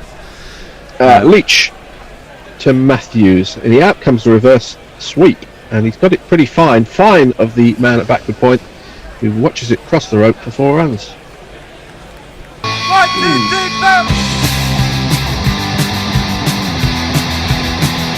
Yeah, Jono, so what were these pro cricketers doing to so annoy you? Oh, I can't really say too much. But yeah, just about like it's just Woodstock stuff, like new pros who it's amazing. They're asking for the earth, and basically. it's amazing how much actual pros don't know anything about cricket bats. Oh, this beats the outside edge. It's an absolute ripper from Leach. Again, a quicker ball which pitched on about off stump. Matthews played forward at it, and it ripped past the outside edge. I tend to agree with that. I get, you know, a pro, you could probably give them any one of a decent number of bats, and they'd be quite happy. The thing that Well, I if find you really don't ask, you don't get, Jono. Well, no, the thing that I find really frustrating is the fact that Leach bowls again on leg stump, which is just dropped into the leg side of my Matthews, no run. there's a lot. Bats are about playability, but there's so many people who are so concerned about what they look like. You know, I want a bat that's got 25,000 grains in it. Well, they don't exist, and you can only have if you want a bat that's £2.7, you can only have a bat that's X amount of size in profile. You know, it's just that's true. You know, the wood. I read a story about bats actually from a long time ago. As this is a ball on middle and leg, which Matthews defends. Sorry to cut you off, Jono. Carry on. All right. It's just a minefield, and then people get it in their minds as to what they want and this, that, and the other. You learn so much when you own a bat company about how the cricketing world works. It's a shit show. As Leach, 2 balls left of the over, bowls to Matthews. He looks for the single and gets it as he works it square on the offside or behind square. Man for single. Is there pretty much, what do they call the big blocks that you make them out of? Clefts. Are they pretty uniform in density? Depends on how they've been dried. Look, the best quality willow is lighter, but so you can get more wood in about of the same weight as and so it depends. It's the density of the wood and how it's been dried and how long it's been dried for and the conditions in which it's been dried. Like kiln dried wood burns better on log fires than naturally dried wood, etc. You know, it's a similar kind of thing. Leach has got 1 ball at the number 11 Fernando as the close fielders hover. Like vultures, 3 of them on the offside as Leach is in bowls, and this edgily played but down into the ground towards the short gully. The end of the over, the 135th over is finished. 358 for 9 Sri Lanka. Matthews 70. Fernando yet to get off the mark. The lead is 72. Can you kiln dry a cleft? There's not kiln dried so much, but they'll put them in like containers, and then they'll just pump hot air into them. So like a shipping container. So it's effectively similar style. Similar sort of thing, but not as high temperature, I suppose. But not like a pottery kiln, because you open the door and out would fall a load of ashes. Well, exactly. But I presume they don't kiln dry logs, which I've been buying from B&Q in really hot kilns either, do they? No, it'll just be be warm air, won't it? That goes in to kind of take the moisture out. But it's just it's just funny and frustrating in similar measure. And more often than not, it's the pros who think they're amazing, but have gotten on their first international tour that then decide that they should be getting a similar kind of treatment to a Chris Galle or a Sachin Tendulkar. No, right. So right, mate. Wood starts a new over to Matthews. It's short, it's outside the off stump, but it's pulled, and not pulled very well. It goes on the bounce to square leg, where it's fielded, no run. The great Australian batsman who should be better known, but he was eclipsed by Bradman in his era. That's Bill Punsford, that used a very, very big bat for his era. He called it Big Bertha. It probably weighed about, 210, which was huge at that time when most people were using bats about 2.4 or 2.5. Yeah. And it was at the limit of the width that was allowed. And he used to bat for a long time. He used to stay out there for days on end and hit really big scores. And in those days, they didn't change their bats very often, obviously. It's a short ball, attempted pull by Matthews, but misses. Butler takes. And at one point, having used this bat for a long time, an opposition complained that his bat was too big, and they got out the measure, and it had spread because he'd hit so many balls with it that it had actually got wider, and it was beyond the legal limit. So he was using an illegal bat. Typical Australian cheats. Actually, he was, by all accounts, he's a very interesting man, and he's not very well known, even though he scored a vast number of runs in the 20s and 30s. A short ball from again Matthews. Pulls, this time he gets it well in front of square out to mid wicket. There is a fielder out there, and they are going to refuse the signal. So that's a good point. If you have a bat which is to the limit, then I suppose every ball that hits it is going to spread it a little bit wider. I've never really considered that. Yeah. I don't think bats were anywhere nearly as pressed. The compression of bats wasn't anything like it is today, so there may be a difference in how bats react. As Wood is in again to Matthews, he's keeping this Wagner line of bowling short and straight, and it's pulled out to deep square leg. Are they going to take the single this time? No, they don't. There's no, they do. They have taken one. Yeah, they have. So it's 2 balls that Matthews has allowed his partner. He managed to keep those 2 balls out very successfully in the last over, but Wood, having to go from bowling round the wicket and short and into the body, all of a sudden has to go over the wicket and bowl at the stumps. So it may, Matthews might think that it may take him a ball to find his radar, even though it didn't last over. So he may get away with an extra ball. The first ball he bowled for Fernando was full and straight, and Fernando did get the bat down on it. Yeah, he doesn't even though his hips are moving inexorably towards square leg. He doesn't fancy getting in line, does he? No. And a fast bowler's mentality would be, I'm going to give him a short one, but he shouldn't. He should be bowling at the stumps. As Wood bowls, it is a little bit shorter. It wasn't going to hit the stumps. Fernando backs away and does think about playing a shot at it. It wouldn't have been much of a shot. Is it a slower ball? I don't think it was slower ball, but a slower ball might be a good. It was close to the gloves, to be fair. Yeah, it was. He's just backing away, isn't he? He doesn't fancy this at all. No, it doesn't. Full and straight. We'll actually try and hit top off stump, perhaps? Well, that's the other option, isn't it? Get it a little bit fuller, but not so full that he can jab his bat down on it. Let's see how Fernando deals with this delivery. These games within the games that you get in this situation. Wood up to the wicket now. Bowls full and straight, and Fernando does get the bat down. That was actually a decent in-swinging Yorker, and he got his bat. He didn't move too far away to leg side, so he's still on 0 not out. The end of the over, 359 for 9. The lead is 73. Do we have any tweets? Yeah, Johnny Price says Josh Butler's stumping rarer than the bear making it through an over of commentary without swearing. No, I don't know about that. Oh, the minute I read that, I thought, yeah, fair. I think probably the Bears got more stumpings than Josh Butler has. Probably. Jay Grover looked out to see, he thought it was snowing, but it just turned out to be a crow who was dismantling a pigeon dramatically. And Knuckles says, best way of illustrating Fernando's batting is that in 3 international innings, including this one, all of his runs came in a top edge pull off Enrique Nokia, played from outside leg stump that went over the slips for 4.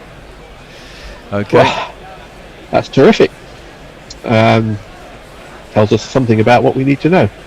So we're going to have this 4 or 5 balls at Matthews situation where he's going to try and score a couple of boundaries perhaps, and then get a single, which is the way it works, but it's not always the most edifying cricket. They should be trying to get Matthews out as well. Just because, about 10 overs ago they were trying to get Matthews out. Why is it different now? Well, yeah. you can't let Matthews get to get another 20 or 30 runs just because you're trying to get him off strike. Because that's well, no, I mean, well, to be fair, I mean they're bowling short, and they're basically saying to him either hit a 4 or there's a chance he might top edge it. Top edge one, yeah. There's 4 fielders out on the leg side. Yeah, I mean, it isn't easy to score a lot of runs from balls which are short, on your hip and above, bowled at decent speed by Wood. So, it's not horrible tactics, but it's not necessarily wicket taking. You're asking the batsman to make a mistake rather than getting the batsman out. In that kind of situation, why is there a slip? With Wood bowling to Matthews and around the wicket. The ball's never going to go there. Are they having a drinks break? Yeah, I think so. Jay Grover's said, as someone who knows nothing about bats, maybe I could do a Duns-friendly Q&A Egypt guide on our website. Pretend it's for Muppets like himself and relevant people might read it. Yeah, I think it's funny. There's I've got a few kind of cricket industry bees in my bonnet at the moment, and so want to raise awareness of certain things. There's like a lot of, I think we might have touched on it first thing this morning. There's 1,000,001 bat manufacturers, but they're people who buy bats from other parts of the world for cheap and then just put their own stickers on them and call themselves a bat maker, which therefore really then hurts those of us that actually go through the proper things and hand make bats, of which there are very, very few businesses that actually still do that. And so I find that incredibly frustrating. People talk about sustainability and things like veganism have come about through people becoming more interested in where things are coming from and how things are kind of manufactured and what have you. But if you put that into cricketing terms, the majority of English willow now is sent to India or Pakistan. So let's say it's shipped there, and then they machine make bats and then send them back to all these people that then just put stickers on bats that they've bought for cheap from the subcontinent. So it's not an easy industry to be a part of. And it can be quite frustrating at times. But I think you're right, Jay. Education's a massive part of. I think something that we want to do as a business and I want to do personally, just to allow people to understand what they're actually buying and where it's actually coming. Well, yeah, as well, especially for the cheaper end of the bat market as well. You look at these bats, you think they're really cheap, and you buy them, and it turns out it's cashmere willow, which is really lightweight and shit and cracks. The other thing is that there's a huge amount of. I'll come back after this ball, Fred. Okie doke, it's Jack Leach bowling to Angelo Matthews. The lead now 73. Leach has 4 wickets. He's conceded 122 runs, so he's going at about 3 and over. He's bowled 41 overs, and he starts a new over to Angelo Matthews. It's short and outside the off stump, and it's played to the deep extra cover, but no thought of a single from Matthews. So there is a change of plan from England. They've gone back to Leach, who was getting substantial turn earlier, and he beat Matthews a number of times. He'll be looking to just get a little feather of an edge and hope that Butler can cling on as Leach bowls on leg stump. It's just dropped back towards the bowler by Matthews. The temptation would be, we can't see the whole field. I wonder if there's a long on and a long off. There must be now. Yeah. Well, there's a long off about 2/3 of the way back, and I don't think there's a long on. So no, they must be enticing him to come down the wicket and hit it over long on, and either miss the ball or get an edge. He doesn't try any of those. He just blocks it back to the bowler. And now he might be looking for a single. Leach with a big number 77 on his back. Spins the ball from hand to hand. And bowls and defended again by Matthews. So he hasn't tried to do anything clever. He hasn't tried any big shots. Of course, time is not really of the essence in this game. You wouldn't have thought, unless the weather comes into play into big way. But now with 2 balls left of the over, there's some thought as to where the fielder's going to go to try and cut off the easy single. But then, of course, Matthews will be thinking this is an opportunity to hit a boundary. In the ideal world, he'll think, I want to hit 4 and then 1 off the next 2 deliveries. I've often wondered whether spinners or seamers are more effective against tail-enders. I think, having spoken to a lot of tail-enders before, they actually prefer facing pace than they do spin. Because they don't watch the ball hard enough to, especially on a turning wicket. Yeah, head It go. may be a difference from a Sri Lankan tail-ender who's probably seen a lot of spin bowling at this time. Yeah. A slip and a short extra cover. The shot he's caught at by Joe Root at first slip. He's just got a regulation outside edge. The innings is over. Sri Lanka are out for 359. England need 74 runs to win. A good innings by Andrew Matthews comes to an end in slightly tame fashion. He wasn't really playing a determinant shot there. He just sort of steered the ball to slip. He's getting a couple of celebrations or well-dones from the England fielders as he walks off. I think Root is now discussing how much time there is left in the day, possibly with the umpire as they walk off, the batsman run off. He just tried to steer it square on the offside, got a thick outside edge, straight into Root's midriff, no chance of him dropping that one. The final wicket is fallen. Bear, you still have the chance of not coming in tomorrow. I do. I'll take a sweepstake on it.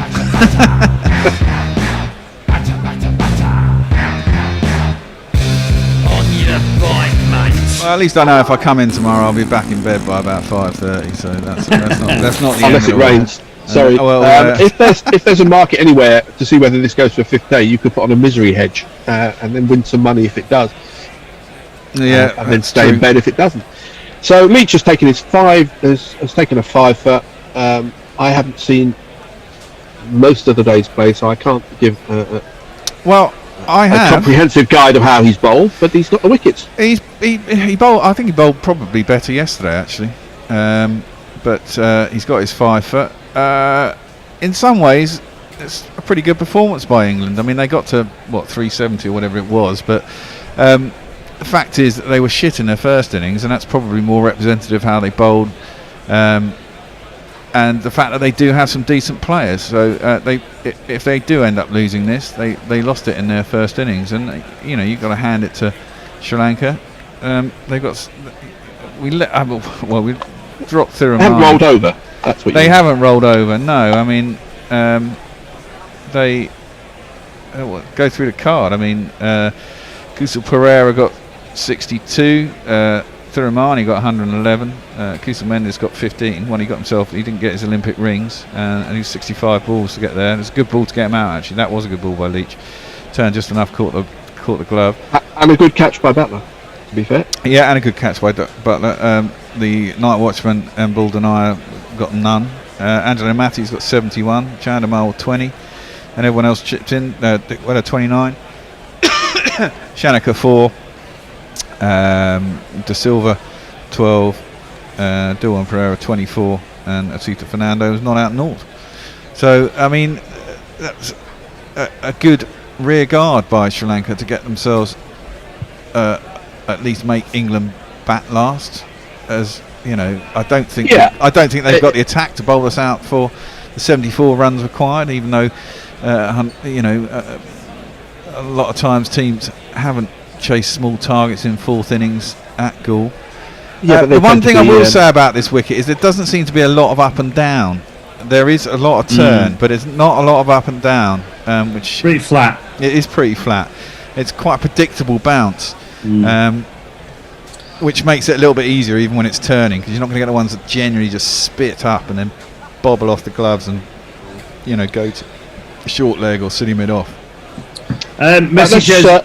Sorry. Messi Jez has said Sri Lanka have scored 203 today, which happens to be one of my GPL picks. Can we just call it a day and come back tomorrow? Right. I'm sure the lights be a big no. That'll be a no. Yes. Let's just run through the bowling figures for England. Stuart Broad bowled 17 overs, 11 maidens, none for 14. Sam Curran 11 overs, 1 maiden, 2 wickets for 37. Don Bess having. The general assessment was he was lucky to get 5 wickets in the first innings. Well, he wasn't so lucky this time. 33 overs, 4 maidens. 3 for 100. No, I'm misreading that. So he did pick up wickets. Mark Wood, 21 overs, 5 maidens, none for 49. Jack Leach he had the best figures: 41.5 overs, 6 maidens, 5 for 122. Joe Root, 11 overs, no maidens. 1 maiden, none for 19. And Dan Lawrence bowled 2 overs for 10. I don't know what happened there or why he was bowling, but 7 bowlers used by England. and they've left themselves a relatively small target to get. But you're right, Bear. This game was, if it is going to be lost, it was lost. It would have been lost in the first innings by Sri Lanka. Absolutely. Really, really poor batting performance. You can't win Test matches in the first day, but you can certainly lose them, and it looks like that's what's happened to them. But they didn't, as I say, they didn't roll over. To their credit, they showed some backbone in their second innings, and they did well to limit England's lead when it looked like they could have got an absolutely massive lead. They could have quite easily had another 70-run lead, and this would be 5 runs, or they would have lost it by a few. They got 6 for 49 at the end of England's innings after Butler was out, which is a shame. But hey ho, that's where we're at. England have got a good chance of getting 60 points for their World Test Championship thing. I haven't been following the table of the World Test Championship in light of what's going on in New Zealand and in Australia, but it's certainly not settled yet who the finalists are going to be. It's not settled yet where the final is going to be or when it's going to be. So there's a lot of questions, and it's unfortunate that the World Test Championship's inaugural event has been obviously severely affected by the global pandemic, and there's nothing anybody could have done about that. But it's a first event, and hopefully there will be a little bit more uniformity in who plays who and how this works over the next iterations of this competition. I don't think anyone expected it to be a massive success straight off, but perhaps going forward it'll work its way out. Anyway, let's run through some social media messages if there are any. Jez was the last one I've received, so people have gone a bit quiet during the change of innings. The other thing that I was going to mention about bats, if you will indulge me. Yeah, go on. We've got no choice. I'll always listen to you, not Fred. As a market, the thing that I really struggle to get my head around is bats cost a certain amount of money to produce. Okay, now whatever that is whatever that is. But let's say it's £250 to make a top end bat, grade 1 bat. In terms of the cleft and the willow and the manufacturing costs and whatever else, I don't then understand how there are brands out there who are charging £900 and even £1,000 for a cricket bat. How can these people look themselves in the mirror and justify that to themselves? Because when they look in the mirror, they see a fat back pocket full of cash that people have paid them. But it's a market. If people want to pay that and people think they're getting value for money, then they will buy it. It's like it's the same reason. It's the same reason that fucking Chanel can sell a handbag that's made out of leather, the same leather that another handbag in fucking Italy's made out that sells for 250 quid, and they'll sell a bag for £5 grand because it's got fucking Chanel on it. Or so that's branding, isn't it? Yeah, basically it is. I mean, that's what it comes down to. But is that more important than value for money and honest? No, for some people. For some people it is. For other people it isn't. Some people want to wear that Chanel handbag. Are you asking, Jono, how you can get people to pay £1,000 for your bats? Seems like you are. No.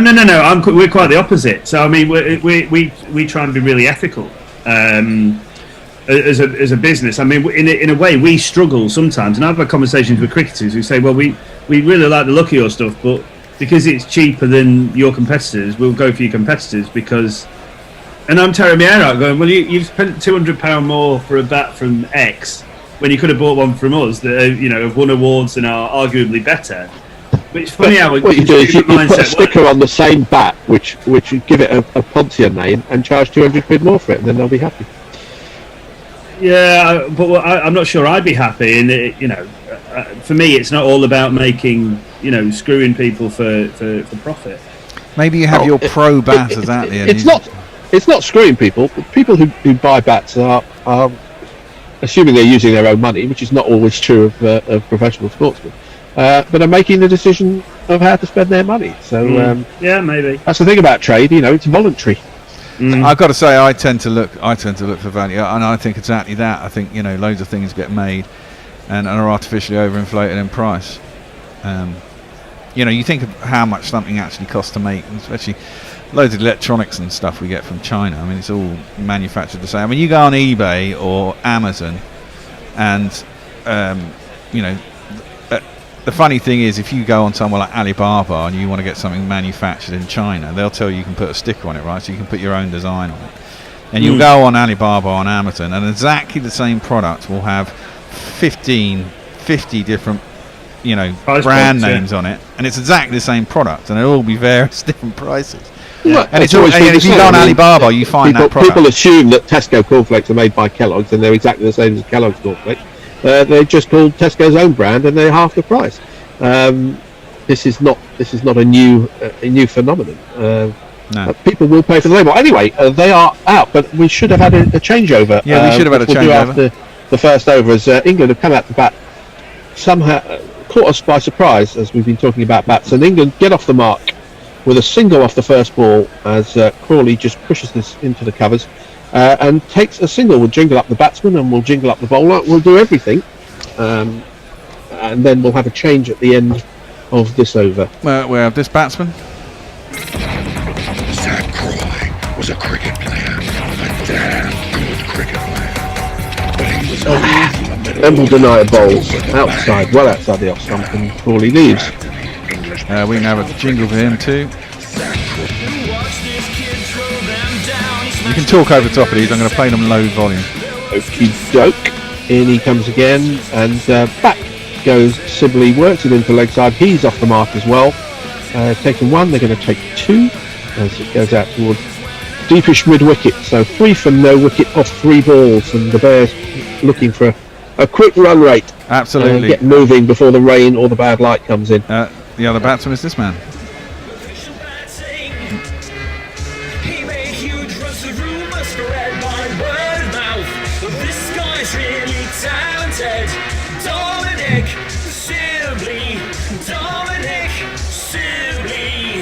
He watches the next ball outside his off stump, well outside his off stump. Emble denier needs to bowl a little bit straighter, because to have any chance they need to get 2 wickets before England have got to 10, just to sow the seeds of doubt. That one turns, but it started well outside off stump and went further away, taken by Dick Weller. So we're going to have a changeover in 1 ball's time. Tony is going to do ball by ball. Nestlers is doing a social. John, are you staying on? I am. Next ball has bowled him. It's gone past the outside edge. Sibley went back to it. It beat the outside edge of his bat. That's hit the off stump, and that was the breakthrough that Sri Lanka wanted and needed. He left it.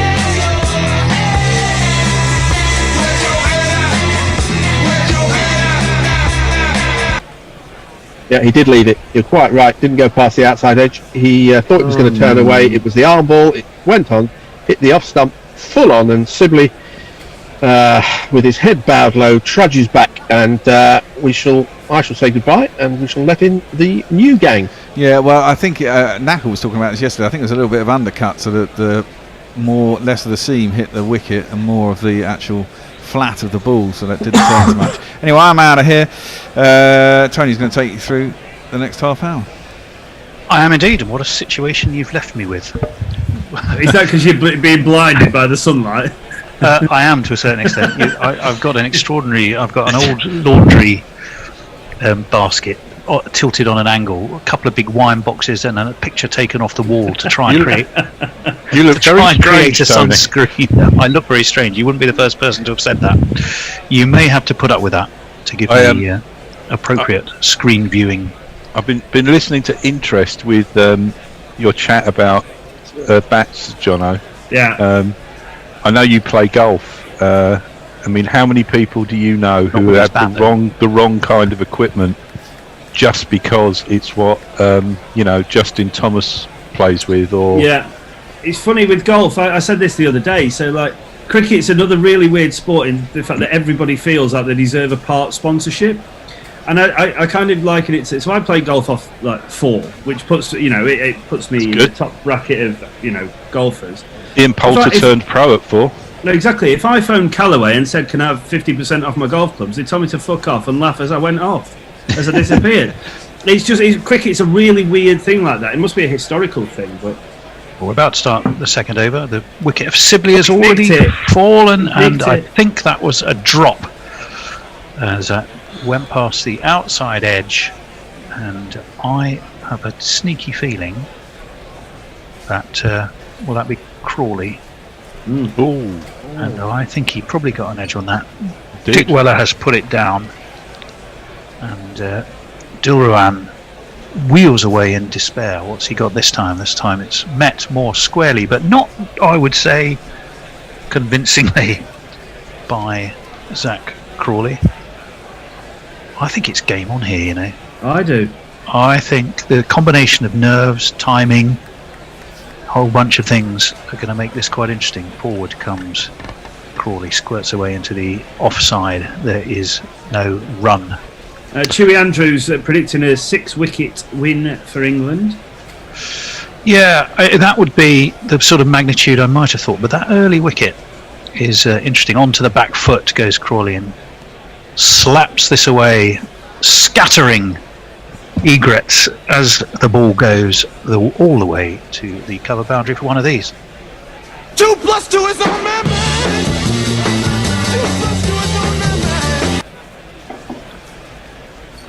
Played that nicely. A little bit shorter, a little bit of width.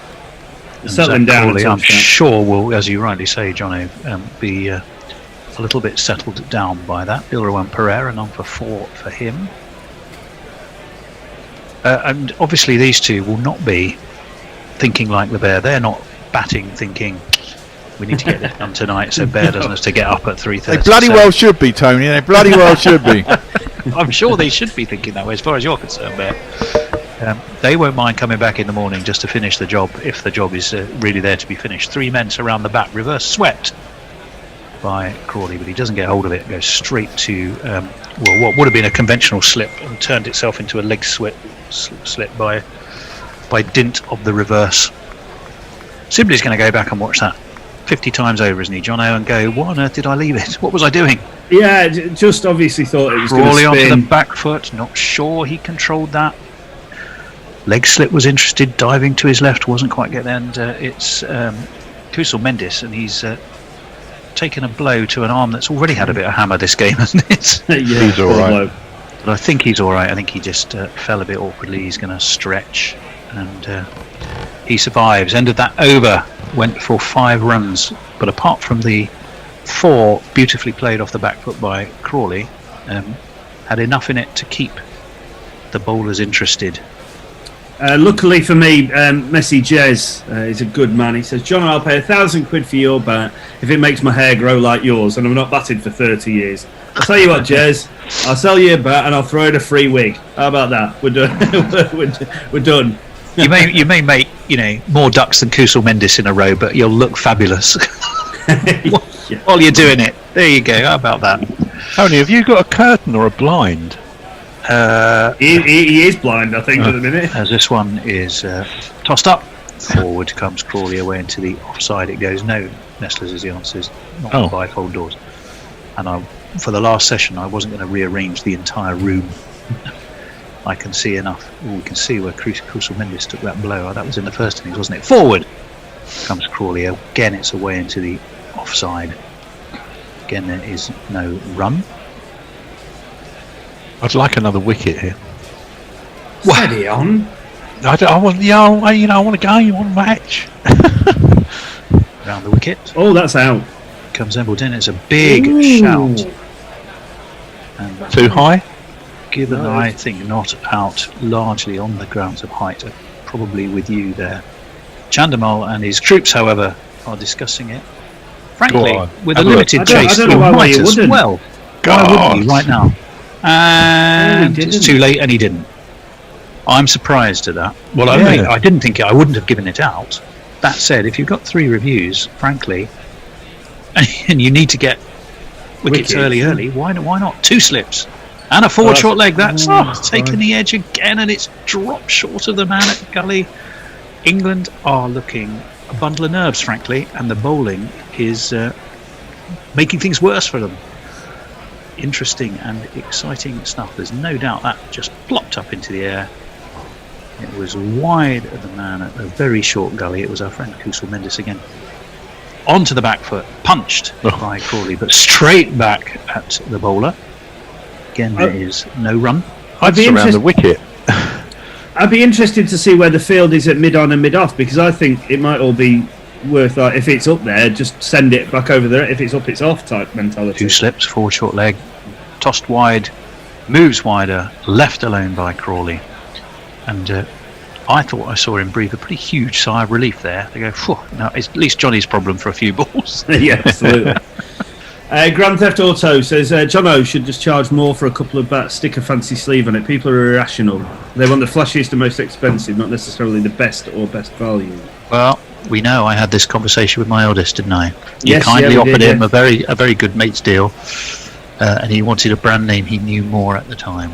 It's the youngsters of today. What's the phrase? Got all the gear and no clue. No idea. Yeah, all the gear, no idea. All the gear, no idea.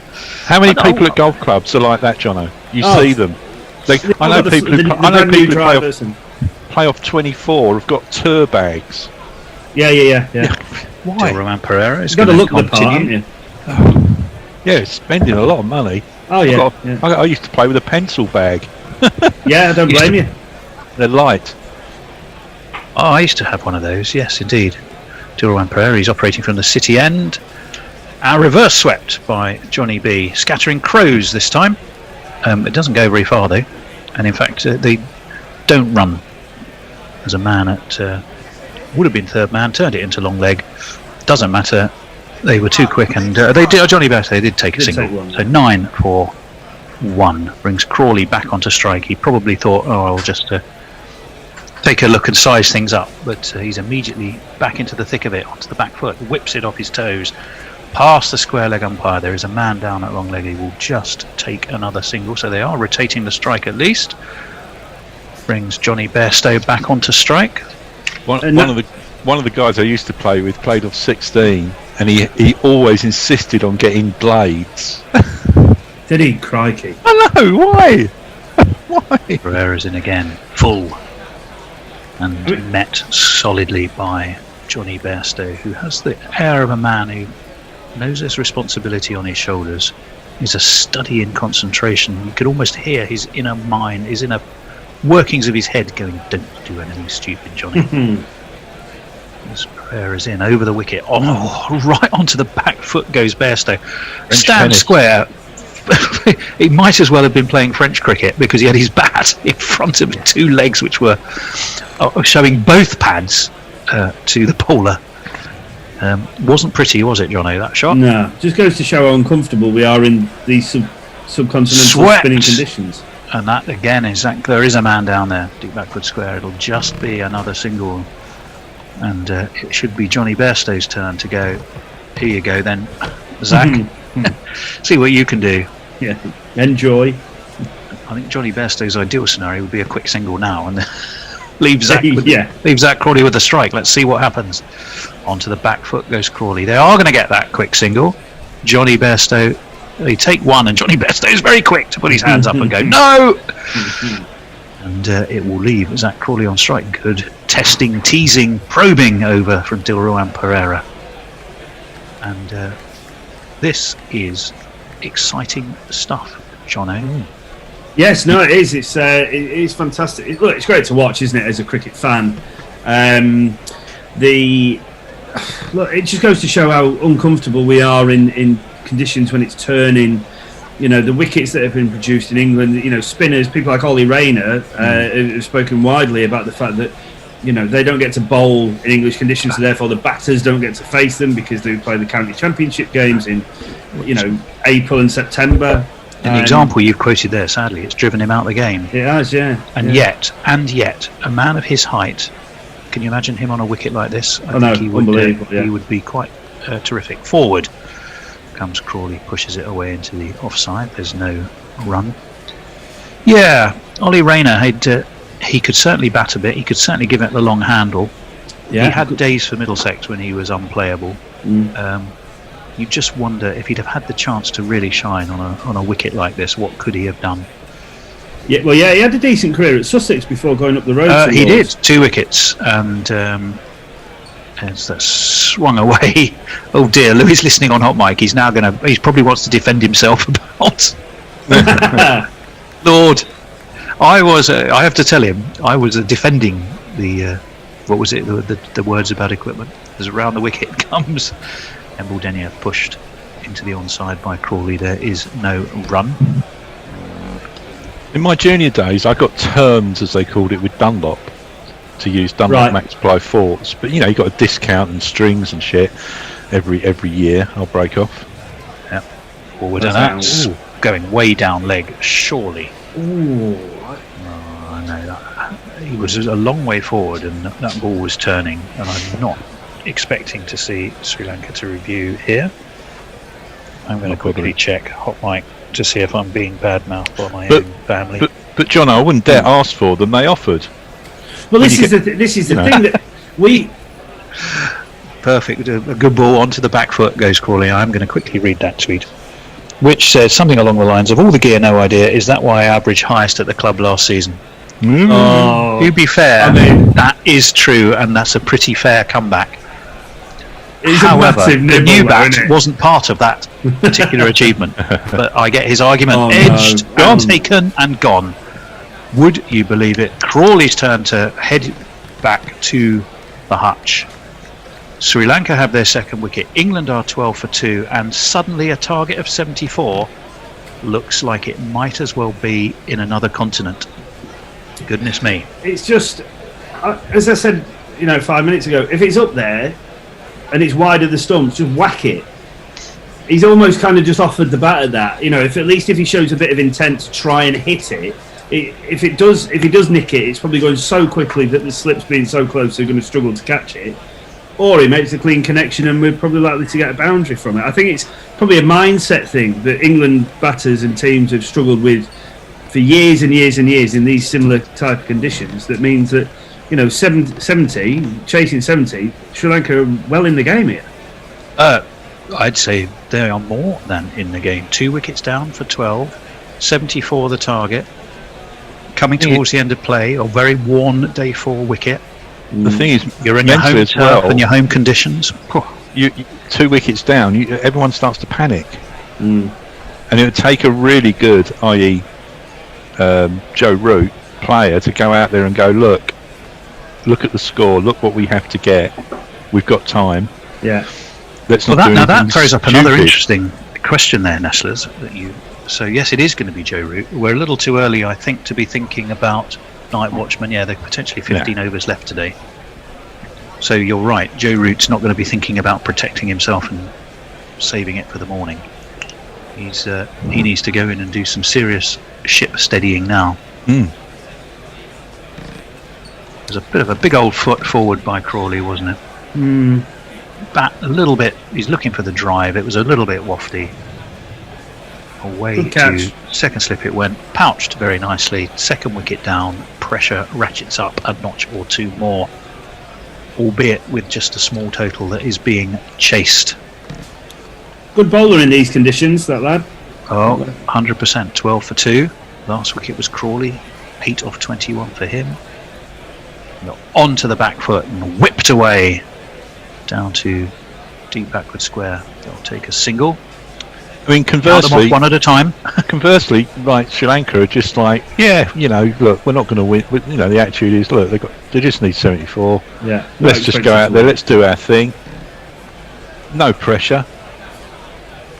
Well, probably going to lose. Stranger things have happened. Oh yeah, absolutely. But it's good for them, This one is swept. The Dilruan is convinced he has a top edge. Through to slip. He might as well review it. Timer is ticking. Root thinks he doesn't touch it. Umpire Dharmasena. His best bowling figures they have reviewed it. No, they haven't. Did they not? I didn't think they did. I thought when the timer went off, that before it ran out, that meant they had. No, I didn't see that. Slip, a leg slip, forward short leg. Root waits, kept a bit low. He just dabs it down to that first slip there.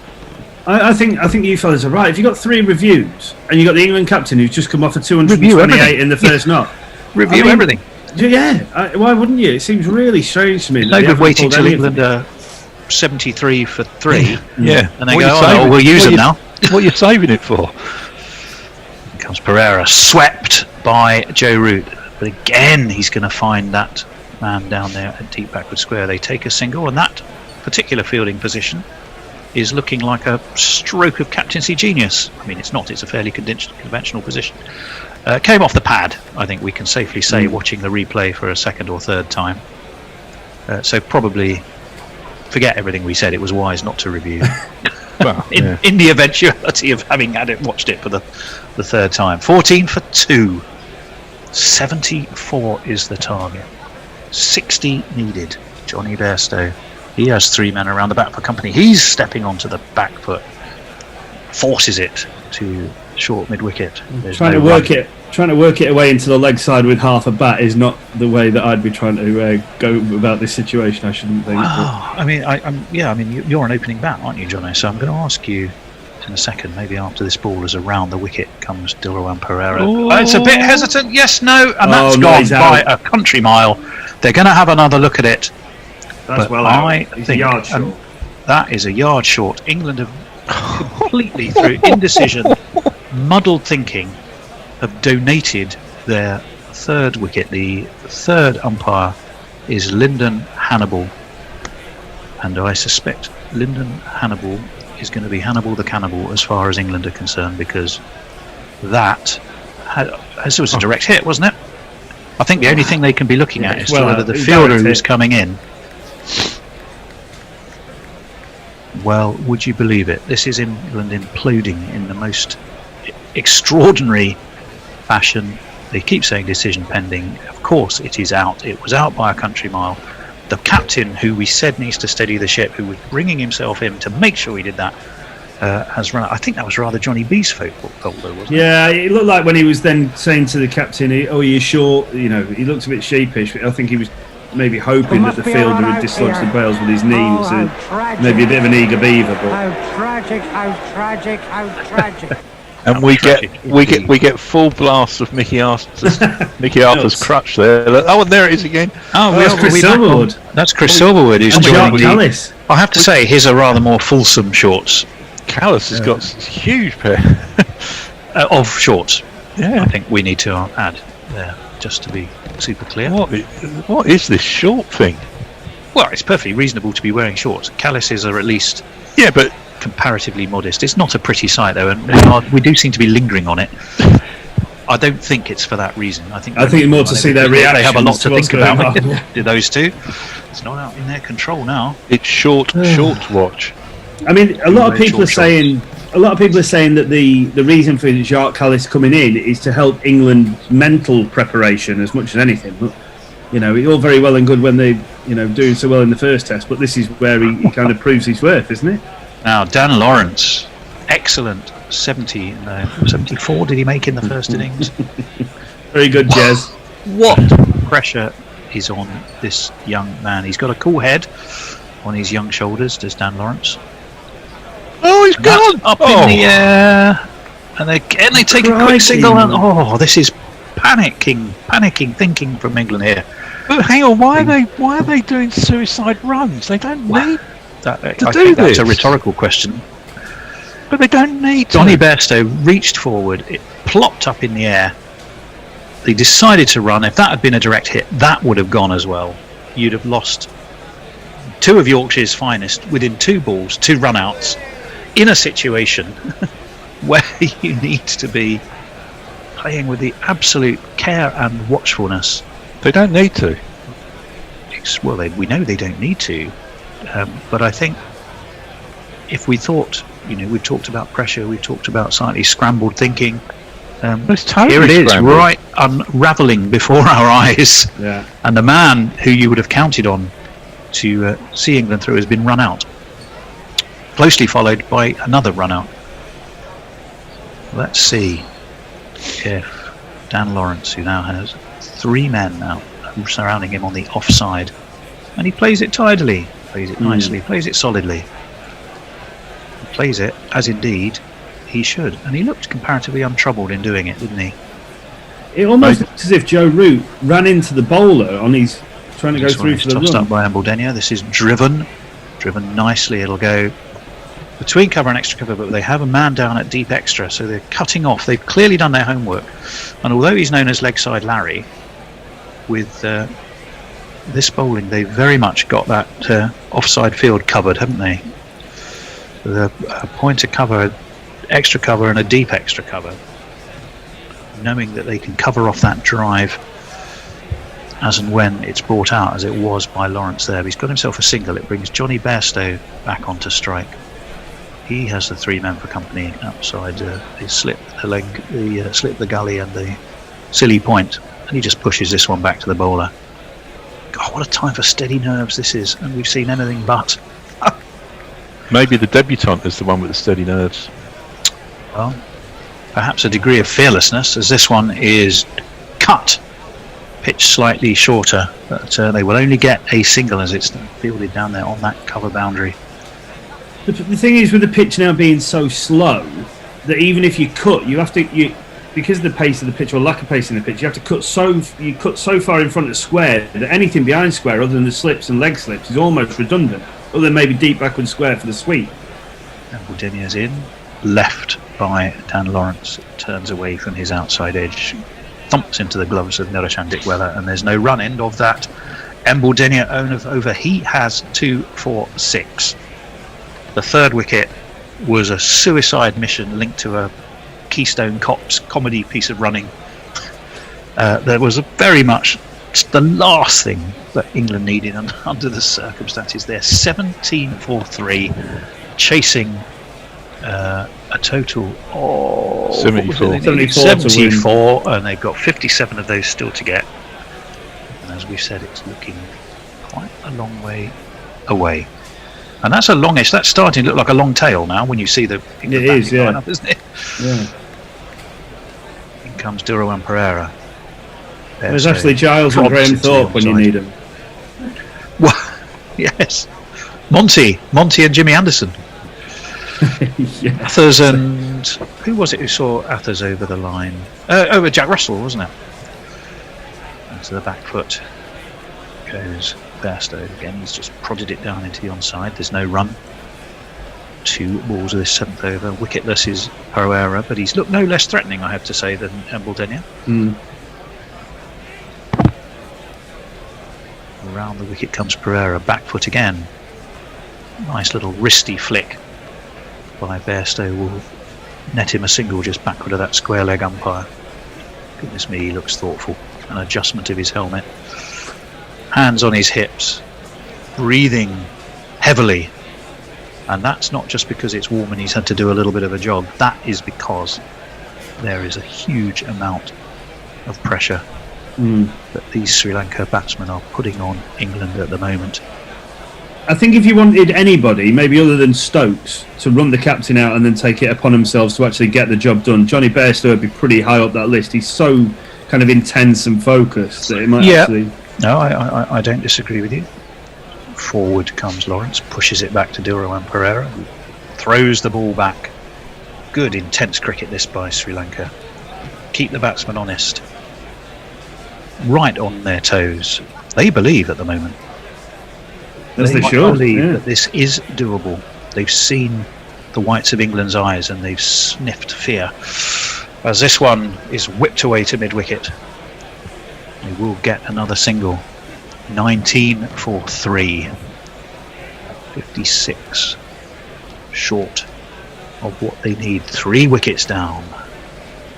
Oh, I wasn't expecting this when I came on for the last session. No, I'm not sure. I'm not sure. The bear, I can see the bear reclining in his Playmate of the Month pose there, but I'm sure he's quite wound up by this, and this one is pushed into the onside, no run. He's also thinking, I've got to come back in the morning. Yeah, absolutely, yeah. I was thinking England might be a couple of wickets down, 2 or 3 runs short, and the ultimate scenario, surely you just play on tonight, of course, were that the case. If it gets to a stage where, replays of that run out. there can be a win one way or the other. I think they'd probably take an extra half an hour if the light was still on. Sorry to stop you there, Johnny. We're just watching the replay of the celebrations. Dick Weller did a willy-nilly high five, and he absolutely slapped. I think it was Kusal Mendes in the face. He basically poked him in the eye with his wicket-keeping glove as he completely missed his high five. It would suggest that there's a huge amount of excitability amongst the ranks of those Sri Lankan players. At least they all saw the funny side, even though they might be one eye less out of the 44 available on the Sri Lankan team, as this one is driven. They will take another quick single. Crows scatter this time. I think the egrets have probably given up and gone home. They go, I can't watch this, it's just ridiculous. Have we figured out yet why Stuart Broad's batting below Jack Leach and Mark Wood in this test? No. It does seem a strange decision to me, that. Well, he's done so well. Actually, that was just a bit of a misfield that got them that run there. It's one more off that total. Embledenia's in again. He's got that ring of 3 close fielders. And Bairstow is forward and just pushes it into the onside. There's no run. 52 miles an hour from Embledenia there. He's giving it some loop, John, isn't he? He's giving it a loop as well as getting that movement off the pitch. Clever bowler. There's the kind of undercut one that's slightly flatter, not fatter, and quicker, that'll also cause problems as well. But yeah, all turning. He comes again around the wicket. Hand comes off the bat and slices away to backward point. And won't get a run on this occasion. It was a horrible looking shot. It was the shot of a man who's conscious of the weight of responsibility on his shoulders, but also suffering a stern examination. Onto the back foot goes Bairstow, pushes this one away. See, I'd heap the pressure on England now and put loads of people round the bat. Well, yes. The only thing I would say, you've got a whole day to get this target. That's not the issue, is it? No, I agree. No, you're absolutely right. It's a kind of, well, you would say caution to the wind approach, but there isn't too much wrong with what they're doing as Embledenia's in. No. Forward comes Bairstow, pushes it back to Embledenia, and there is no run. But just to add to the pressure and the drama, I'd go on. We're going to do this. What do you think? Well, the only thing, I agree with you. And, it's kind of SH1T or bust, isn't it? As an approach, They do now have a forward short leg in as well. Not entirely surprisingly, they've seen Bairstow plop that bat forward, but they've done it at the expense of one of the offside fielders. And the man at forward short leg is straight into the game. Pushed to him, but all the way along the ground from I actually at don't the mind end of that. another over from Embledenia. It's 20 for 3. Jono. I don't mind that. I think that by shifting him from silly point into forward short leg, you're allowing Embledenia then to bowl at that leg stump line. We know it's turning big, and we saw from Jack Leach's perspective in the second innings of Sri Lanka, by pitching it middle and off, it was never going to challenge the stumps. And we were almost calling for him. I think I was on with Nestlers and not Fred at the time, and saying we'd like him to bowl that kind of leg stump line, because then you're challenging both edges and the stumps and the LBW. So I think it'll probably free Embledenia up a little bit more to kind of play around with his line a touch, and probably then that undercut slider, if you like, comes into play a bit more. Durawan Pereira's in. Dan Lawrence is forward, flicks it straight to mid-wicket, no run. Nestlers, I'm very conscious that with a combination of 2 spinners operating and intense pressure, we have possibly been neglectful of, I'm sure, a growing back catalogue of social media messages. This one is looking for a sweep to leg, and it squirts down to third man. That's an indication of the pressure and the amount of turn and the ball is getting at the moment. They got away with it though. It's one more to the total. Jono's gone rogue. He was reading the tweets out. Oh, I'm sorry. I didn't realise that. And then I confuzzled myself. That's not the way I had it. But I know you did. He's just got excited. He went rogue. We're having a sort of a wait. Because this one is met on the full by Johnny Bairstow. Drops the ball at his feet. It's all the coordination of a Bairstow route run between the two of you there. But I think I know who's supposed to be doing what. Jono. Yeah, you are the king of summaries and Nestlers this out. Yeah, it is my fault. Social man. That's all right. I can summarise. I don't mind stepping in. I'll do anything. This one higher now. Is a Dilruan, he tossed that up. Bairstow looked to sweep. Did he get a little bottom edge on it? Oh, it pitches way outside the leg, and anyway he got his hands on it. Got something on it. It was either glove or bat handle, but it was enough. Dilruan Pereira's in again, a slip, and that one he looks to cut. There was no room to do it. Thumps into the gloves of Nirashan Dick Weller. I'm sorry to say, Bairstow just doesn't look happy. Well, I know he never looks happy, but I mean, I was going to say, and that is different to normally how. But just he's from a lovely lad when you meet him. He's a lovely chap. Round the wicket comes Dilruan Pereira. It's pushed back to him by Johnny Bairstow. 21-4-3. Let's get some messages in. Gorilla Cricket just says cricket bloody hell. Let's have a look. Jay Grover's with us. What's Ceylonese for Zinzabad? Farong says, turn the clock back to day one. I don't think too many people would have envisioned this state of play at present. VAR is needed in the championship, Bish. Never a red, let alone a card. Something's happened to your team. Ed Benson is saying, great to hear you, Nestlers, as I tune in for the first time to follow a sensational collapse. Yeah, indeed. Hello, Ed. Lovely to hear from you. Yeah. Here being the operative word normally in Benson land. Barry Goodman's with us. Big sexy Barry, one of our Round the wicket comes Embledenia. This rips and turns away from Lawrence, who played it sensibly actually, basically by leaving the bat where it was and making sure he didn't chase it in any capacity. Look at that, Jono. Did that turn enough for you? And lift. It's not just turn, it was bounce as well. Embledenia is enjoying himself here. Onto the back foot goes Lawrence. Angles the bat, steers it though straight to backward point. And there's no run. 21-4-3 still. Now, if you were England, Jono, would you just like to get today over with and collect your thoughts overnight? I don't think you can. Onto the back foot again. He takes one hand off. That was an ugly shot from Lawrence. He gets away with it. He's got a big smile on his face. Suspect that's covering up some nerves. Yeah, it drops straight down into the ground. But he's getting such bounce, isn't he?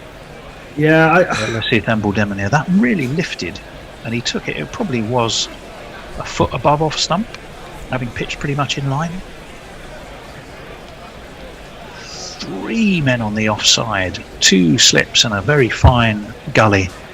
Arguably 3 slips, but that's away past all of them, or just dropped down next to the third of them. There is no run. 53 the target. 7 wickets left. The problem is, if you look to survive on a wicket like this, there's always going to be a ball with your name on it. That is true. Oh, crikey, O'Reilly. Oh, I thought he got through Lawrence there, but I think our friend Dick Weller either took the bails off with his gloves, which he's now replaced.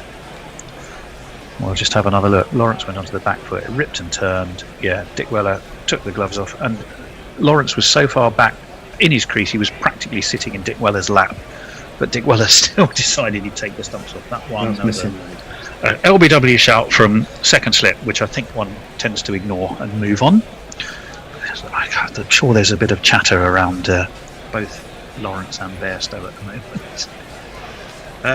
Lawrence seems to be enjoying it.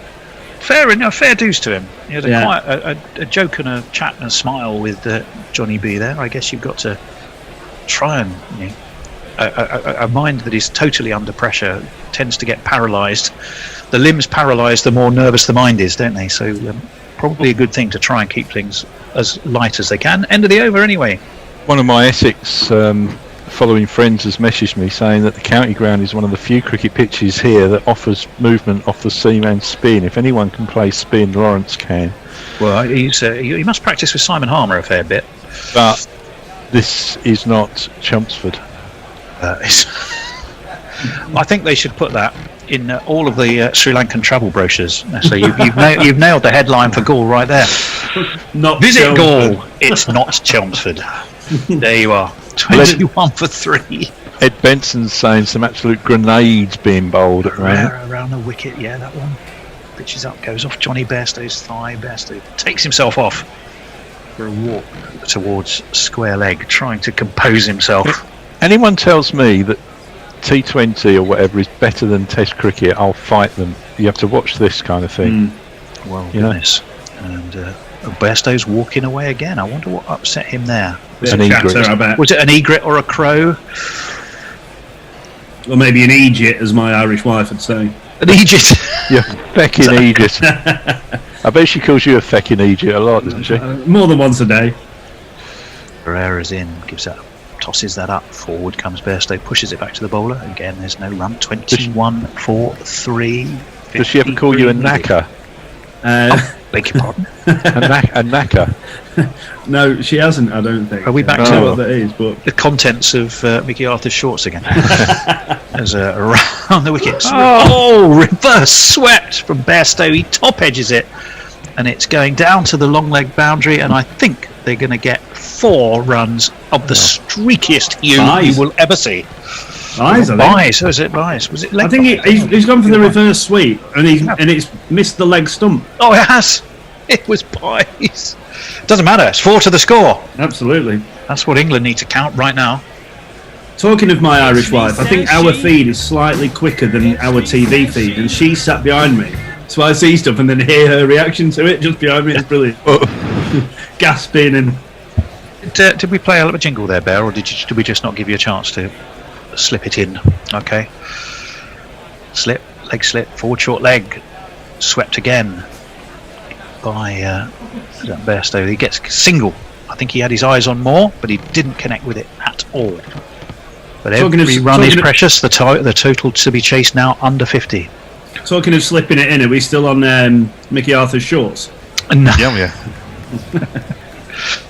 No, we are pretty sure actually that the director of these pictures that we are watching had instructions that maybe it was time to leave them alone because they've been conspicuous by their absence today after full open-legged glory on day one, and this one is pushed again to forward short leg, bounces just short. Excellent piece of fielding there. We're going to have another look at that. Yeah, played straight to the ground, but it was a terrific diving stop, and suddenly from an outfit that looked dishevelled and frankly all over the place, as that one was again looked to be whipped by Lawrence to leg and doesn't really get hold of it, just dribbles to short mid-wicket.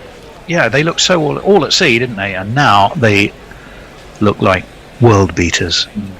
I think Lawrence is known for playing spin well, isn't he? I think Nestler's just said something about that. And do you know what? If he is enjoying it, fair play to him. It's his Test debut. Why not? You know. Who's with us on social, Nestlers? Let's have a look. Here we go. Pirate Badshaw. Modern sensibilities are against usage of that word. Which one? Knackers. That's Pirate Badshaw. It's an Irish saying in. Good. Okay, good to know. Along with gougers. Jay Grover says Andy Ward versus Sean Tracy, guest weight fight, sponsored by Woodstock Bats. Nice idea. Forward comes Johnny Bairstow. It goes to the second slip. Three men continue to surround that offside. Sorry, Nestlers. I was going to say Pirate. So you don't say, "Oh, that's a terrible Knackers pub" anymore. Let me know. I would imagine not, given the advice we were just given. And Baldenia comes around the wicket, turn, bounce, left. Confidently enough by Bairstow, but he's got one of those. How do you describe that sort of downturn mouth look? Worried? Yeah, well, worried is certainly one word for it. He did the right thing to leave it, though. Comes Embaldini again. Fuller, driven through extra cover by Johnny Bairstow. There's a man down there on that deep extra cover boundary there, and it will just get him. They should have taken 2 if they bustled. Yes, they did. Takes him on to 9 of 30. Takes England on to 28, and it takes the runs required down to 48, I think. What time does this finish? That's a good question. I will tell you in a minute. 12:15 was going to be, I think, the cut-off time. As forward comes Bairstow. There's no run. Is Bear signalling? Oh no, he's just stretching. He's showing his babe station pose. Trying to keep himself awake. Oh God, I can't unsee that now. That's awful. 28 for 3, 46 the target. Again, a high periscope leave. All right, Johnny, we get it. You left it. Yeah, well, I think a lot of it was theatre. An attempt by Bairstow to go, I'm in charge here. I don't know what you think, Lassie. Therefore, Denny, you can think what you like. But I knew what to do on that ball. In comes and Johnny Bairstow walks away. Now, what is bothering Johnny? Short leg just did that as if he was, sorry, I've, it's movement. It's the movement within his eye line. Well, he's quite right in that case to take his time. That one's a bit outside edgy, but it's a way to cover. He'll get a single. Ticks now, one more run, 45 to win. You imagine with Bairstow. Can you imagine? Imagine with Bairstow, he's quite edgy. I mean, it sounds like if you've met him as well, Tony, he's kind of he seems quite. His eyes are always shifting, and he doesn't seem like that. He has to be comfortable to be comfortable. I know that probably sounds like a stupid thing to say, but I think he needs. If someone does make a slightest noise, whatever, he'll just back out because he's just needs to be completely in the zone before anything. Yeah, the Colin Montgomery of cricket, you mean? Poor old Mrs. Doubtfire. They reckon that he could hear somebody opening a packet of crisps from a mile away on the golf course. Yeah, well, can you imagine Ed Benson following Colin Montgomery around the golf course then? No. Go on, Colin! Oh. Anyway, wow, this is nervous stuff. De Roy and Pereira is into Johnny Bairstow. Bit of a shout. I thought he got a bottom edge there, Jono. What did you see? Yeah, I think he'd probably outside the line just anyway, if even if he hadn't. But they're kind of living dangerously. These cross-bat shots. There's a lot of sweeping going on, and you don't need to do it. Well, that's an interesting discussion. We'll come back to that in a second. As this one is pushed away by Bairstow to mid-wicket, they will get a single this time. You kind of think they don't, you chaps. Whatever gets you the runs, and if that's the way they feel comfortable doing it. Yeah, but take out the danger. Yeah. You've got a whole day. That's a bit like putting your budgie smuggler shorts on and leaping into a shark-infested pond. Producer's word. Yeah, whether you can totally remove danger from this situation, I'm not entirely sure. Hold on, the producer's going to speak here. I think you've got to have the sweep if you're going to play on a subcontinent and score runs. On a wicket that's Lawrence, no run. Sorry, Tony. On a wicket that's starting to spit a little bit. You're playing with a cross bat. Then if it wants, top edge, you're bringing top edge into play. Play with the full face of the bat. I think you've got to try and play straight. This one, but maybe it's. But I don't sweep, and I play spin dreadfully. So I mean, all the guys in the studios, they were all saying this yesterday. Basically, you can't score runs particularly quickly or efficiently in India or subcontinent if you don't sweep. If you don't sweep. A leg slip, forward short leg, whipped a little bit uppishly, but through past the square leg umpire. It will be another single. I'll go back to my shark analogy. But in this swimming away from a shark. But in this situation, they don't need to score runs quickly and efficiently. But it's also a question of making a fielder's move. I mean, if you watch Root's innings and all those runs he scored, and bear in mind, I've been here for every fucking ball of this test. Yeah. He swept 180 degrees. Well, he swept 180 degrees basically. Yeah, onto the back foot. He goes and just prods this back. Does Bairstow. I will use my shark analogy one more time. If you're swimming away from a shark, you either get to the beach or you don't. No one is going to stand there and go, you know what, if you'd have used the breaststroke just for those last 20 yards, you'd have been much better. You're either on the beach with all your limbs intact or you're not. And I think that's probably England's attitude here. But it's comfortable for them to get to where they need to be. If you feel comfortable doing it, fine. But I think, I don't know. I think it's a more dangerous option. I think that, I agree with Bear's point, but on a day 2 pitch, or a day 1 and day 2 pitch, because we bowled him out inside 2 sessions on the first day, it's a lot easier when the wicket's a lot flatter and it's not doing quite as much. Every ball that lands now is basically bursting through the surface. Yeah. So when you get a chance, by the way, could you have a quick look at Cricket Tracker? Just be intrigued, given the state of this game, to see if we've got any messages there. Forward comes Lawrence, just drops the ball there at his toes. 43 needed, 31 for 3 the score. Is the producer coming in? Do you want to? I thought he might well be. As in comes Embledenia onto the back foot. Goes Lawrence, cuts this. I'm pretty sure there's a man down there on the deep cover boundary. Yes, there is, and it will just be 2. But this is my point. When England, you can't just let. If you let the batsman sit on the splice, as a batsman, if you just sit on the splice, you're never going to get the ball anywhere. And all these players who are in and around the bat come into play. If you offer the sweep, it means they've either, you're then making the bowler think, oh, I'm able to drag it back a bit, and then if you're good enough, you get on the back foot and do what. Yeah, Embledenia's in again.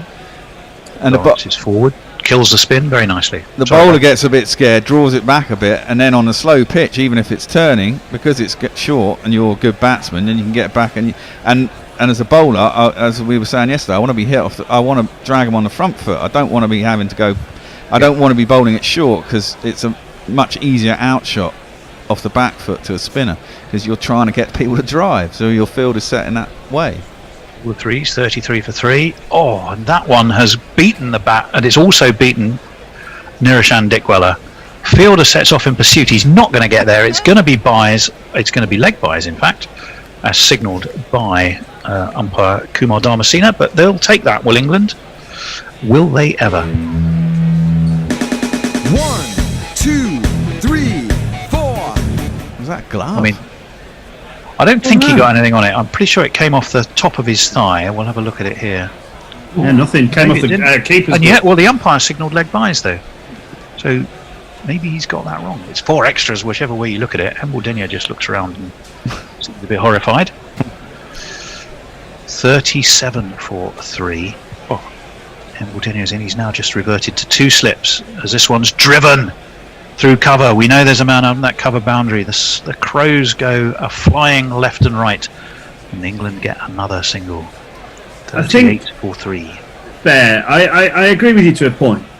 90% of what you say, but I think there's a difference between someone who sweeps competently and and other people who don't practice it and don't play it very often, because then it becomes a much more dangerous thing. Yeah, I agree, but Johnny B does sweep a lot. Seen him in ODI, sweeps an awful fucking lot. Saw him in the IPL. Fourth end, it turns away. That's a good leave. That's a very good leave. Very good leave indeed, as you heard Jono quite rightly saying by Johnny Bairstow there. We're back to our drone. Right. Social media. Please do. Tahir Balok says nice. Mash is with us on Facebook. Says, guys, how useless does Sri Lanka look, and should I get my hopes up that West Indies might be able to beat them in February, at least in one test? Don't know about that. Dave Carpenter says just scored 351 in the second innings at goal. Not that useless. Correct. Gregory Beasley, morning from Porthcawl. Madan Mohan Sharma, despite all the up and down, England will win.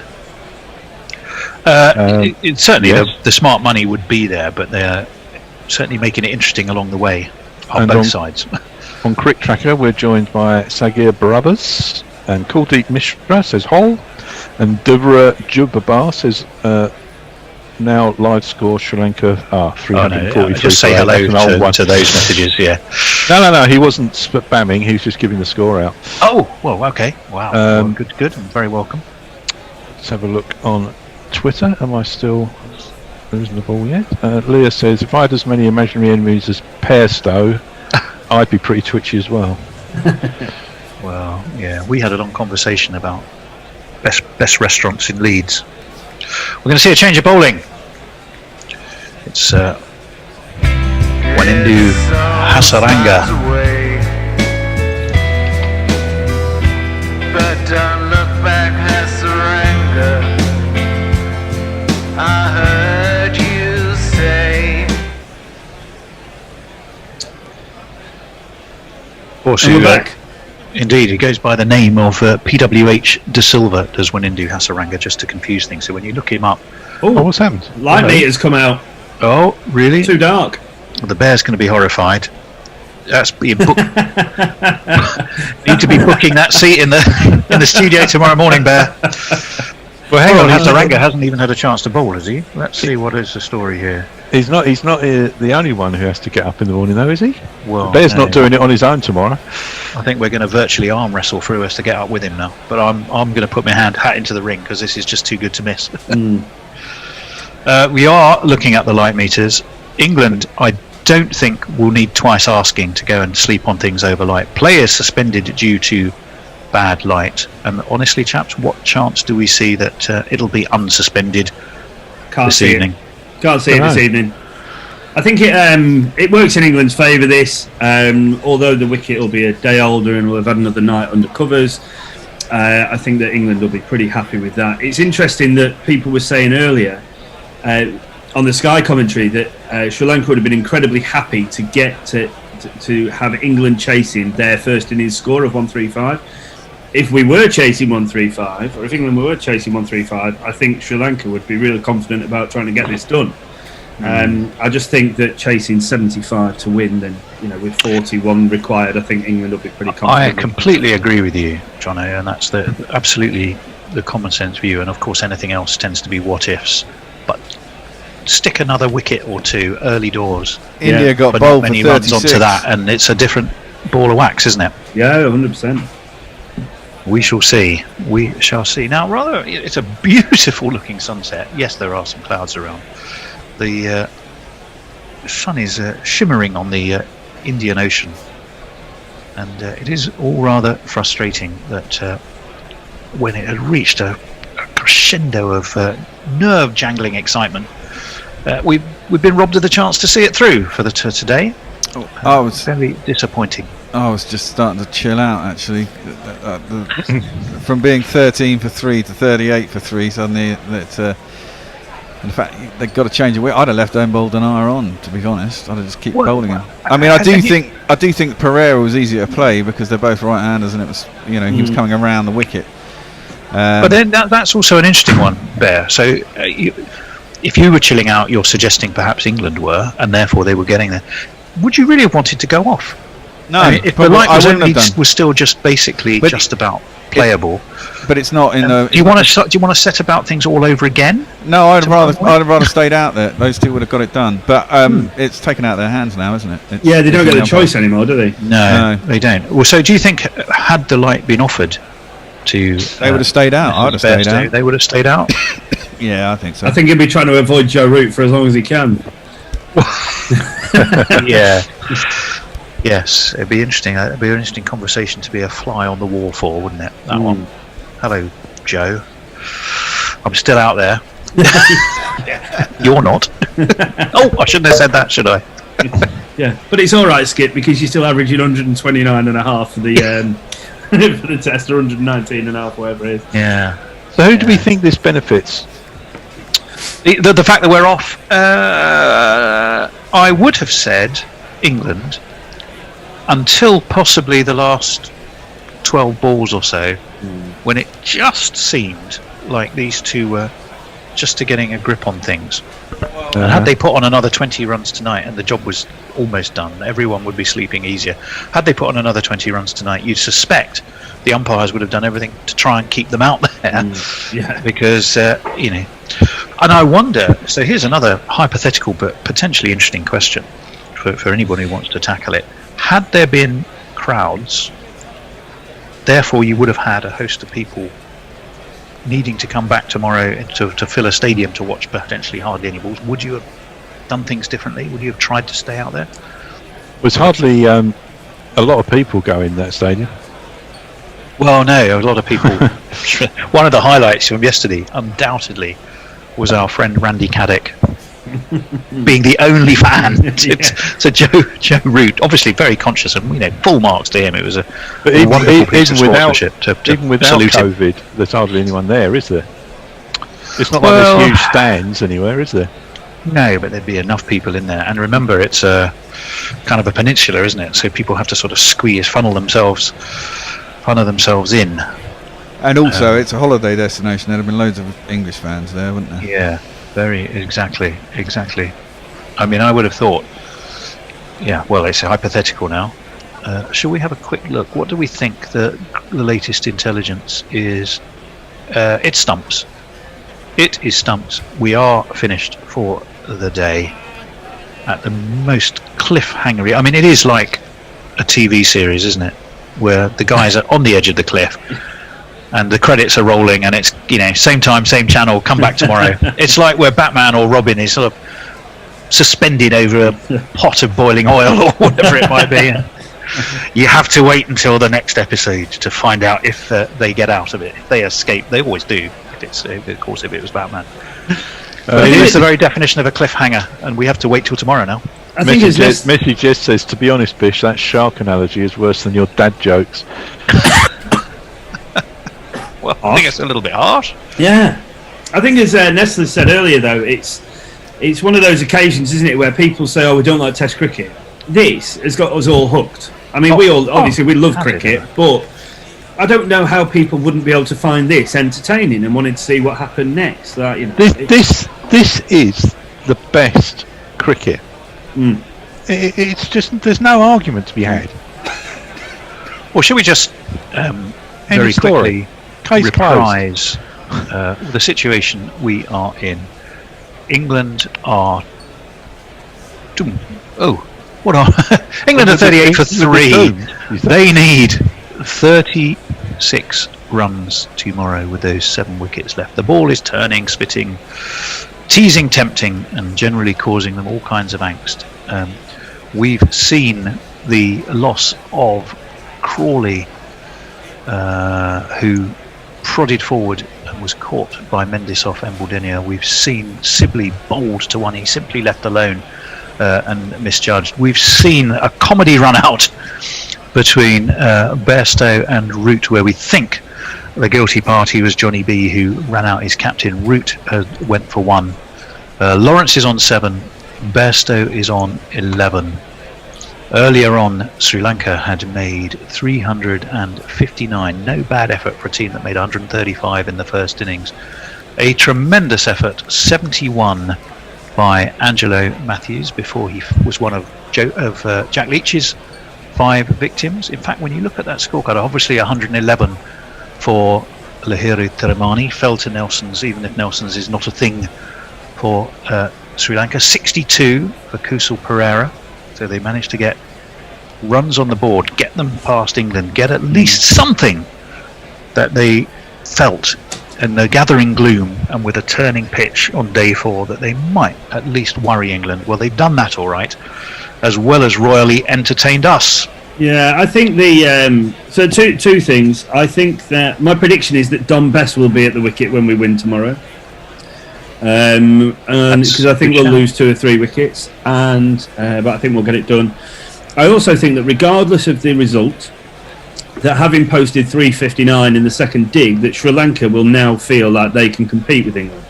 Yep. And so going into the next test, England need to win this series 2-0 and in India probably 4-0 to even have a chance of getting to that World Test Championship final, which I think they probably think is beyond them, but you always aspire to do things as well as you can.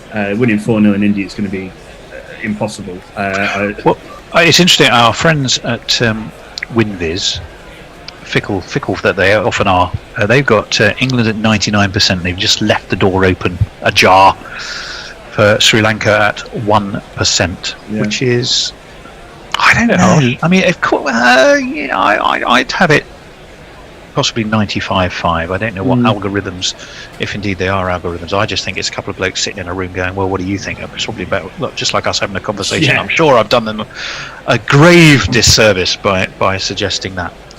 But I just think 2 wickets in the morning early, and goodness me, the cat will be very much amongst the egrets. We shall find out. Anyway, we should probably... One final tweet, just to round it off, and it's from Jay Grover, who just says, cracking. Thank you all very much. Wasn't it just? We need to thank Jack Hope. We need to thank not Fred. We need to thank... Who else has been on today? Obviously, Nestler's Jono, as ever, the maestro that pulls the strings, plays the jingles. Al Hodge, of course, the magnificent wizard of the Wirral. And I'm sure I've missed someone. We had Messi in the green room. Messi has popped in and out, constantly probing us with potential facts and things to consider. We can't forget the bear. The bear, I just said, okay, nothing happens without the bear. We get on air because of the bear. The jingles are played because of the bear. He is a legend. There's a T-shirt. We get on air because of the bear. We get on air because of the bear. So of course, everybody. I still prefer he's just a bit Swiss. Well, he's what? I beg your pardon. So earlier it was myself, Alan Nestlers that were on. We were talking about Roger Federer, and I said he's all right, but he's just a bit Swiss. Yes. What's a fabulous quote from? Is it from The Third Man? Was it 600 years of peaceful coexistence, and what have the Swiss produced? The cuckoo clock. Yeah, exactly. Or worse to that effect. I may have attributed the quote completely wrong, but it's something along those. It's something along those lines. Anyway, with that thought, we are coming back tomorrow. It is going to be. I wouldn't imagine it would be a super early start. They're not exactly going to need to make up time with 36 needed and the 7 wickets to fall.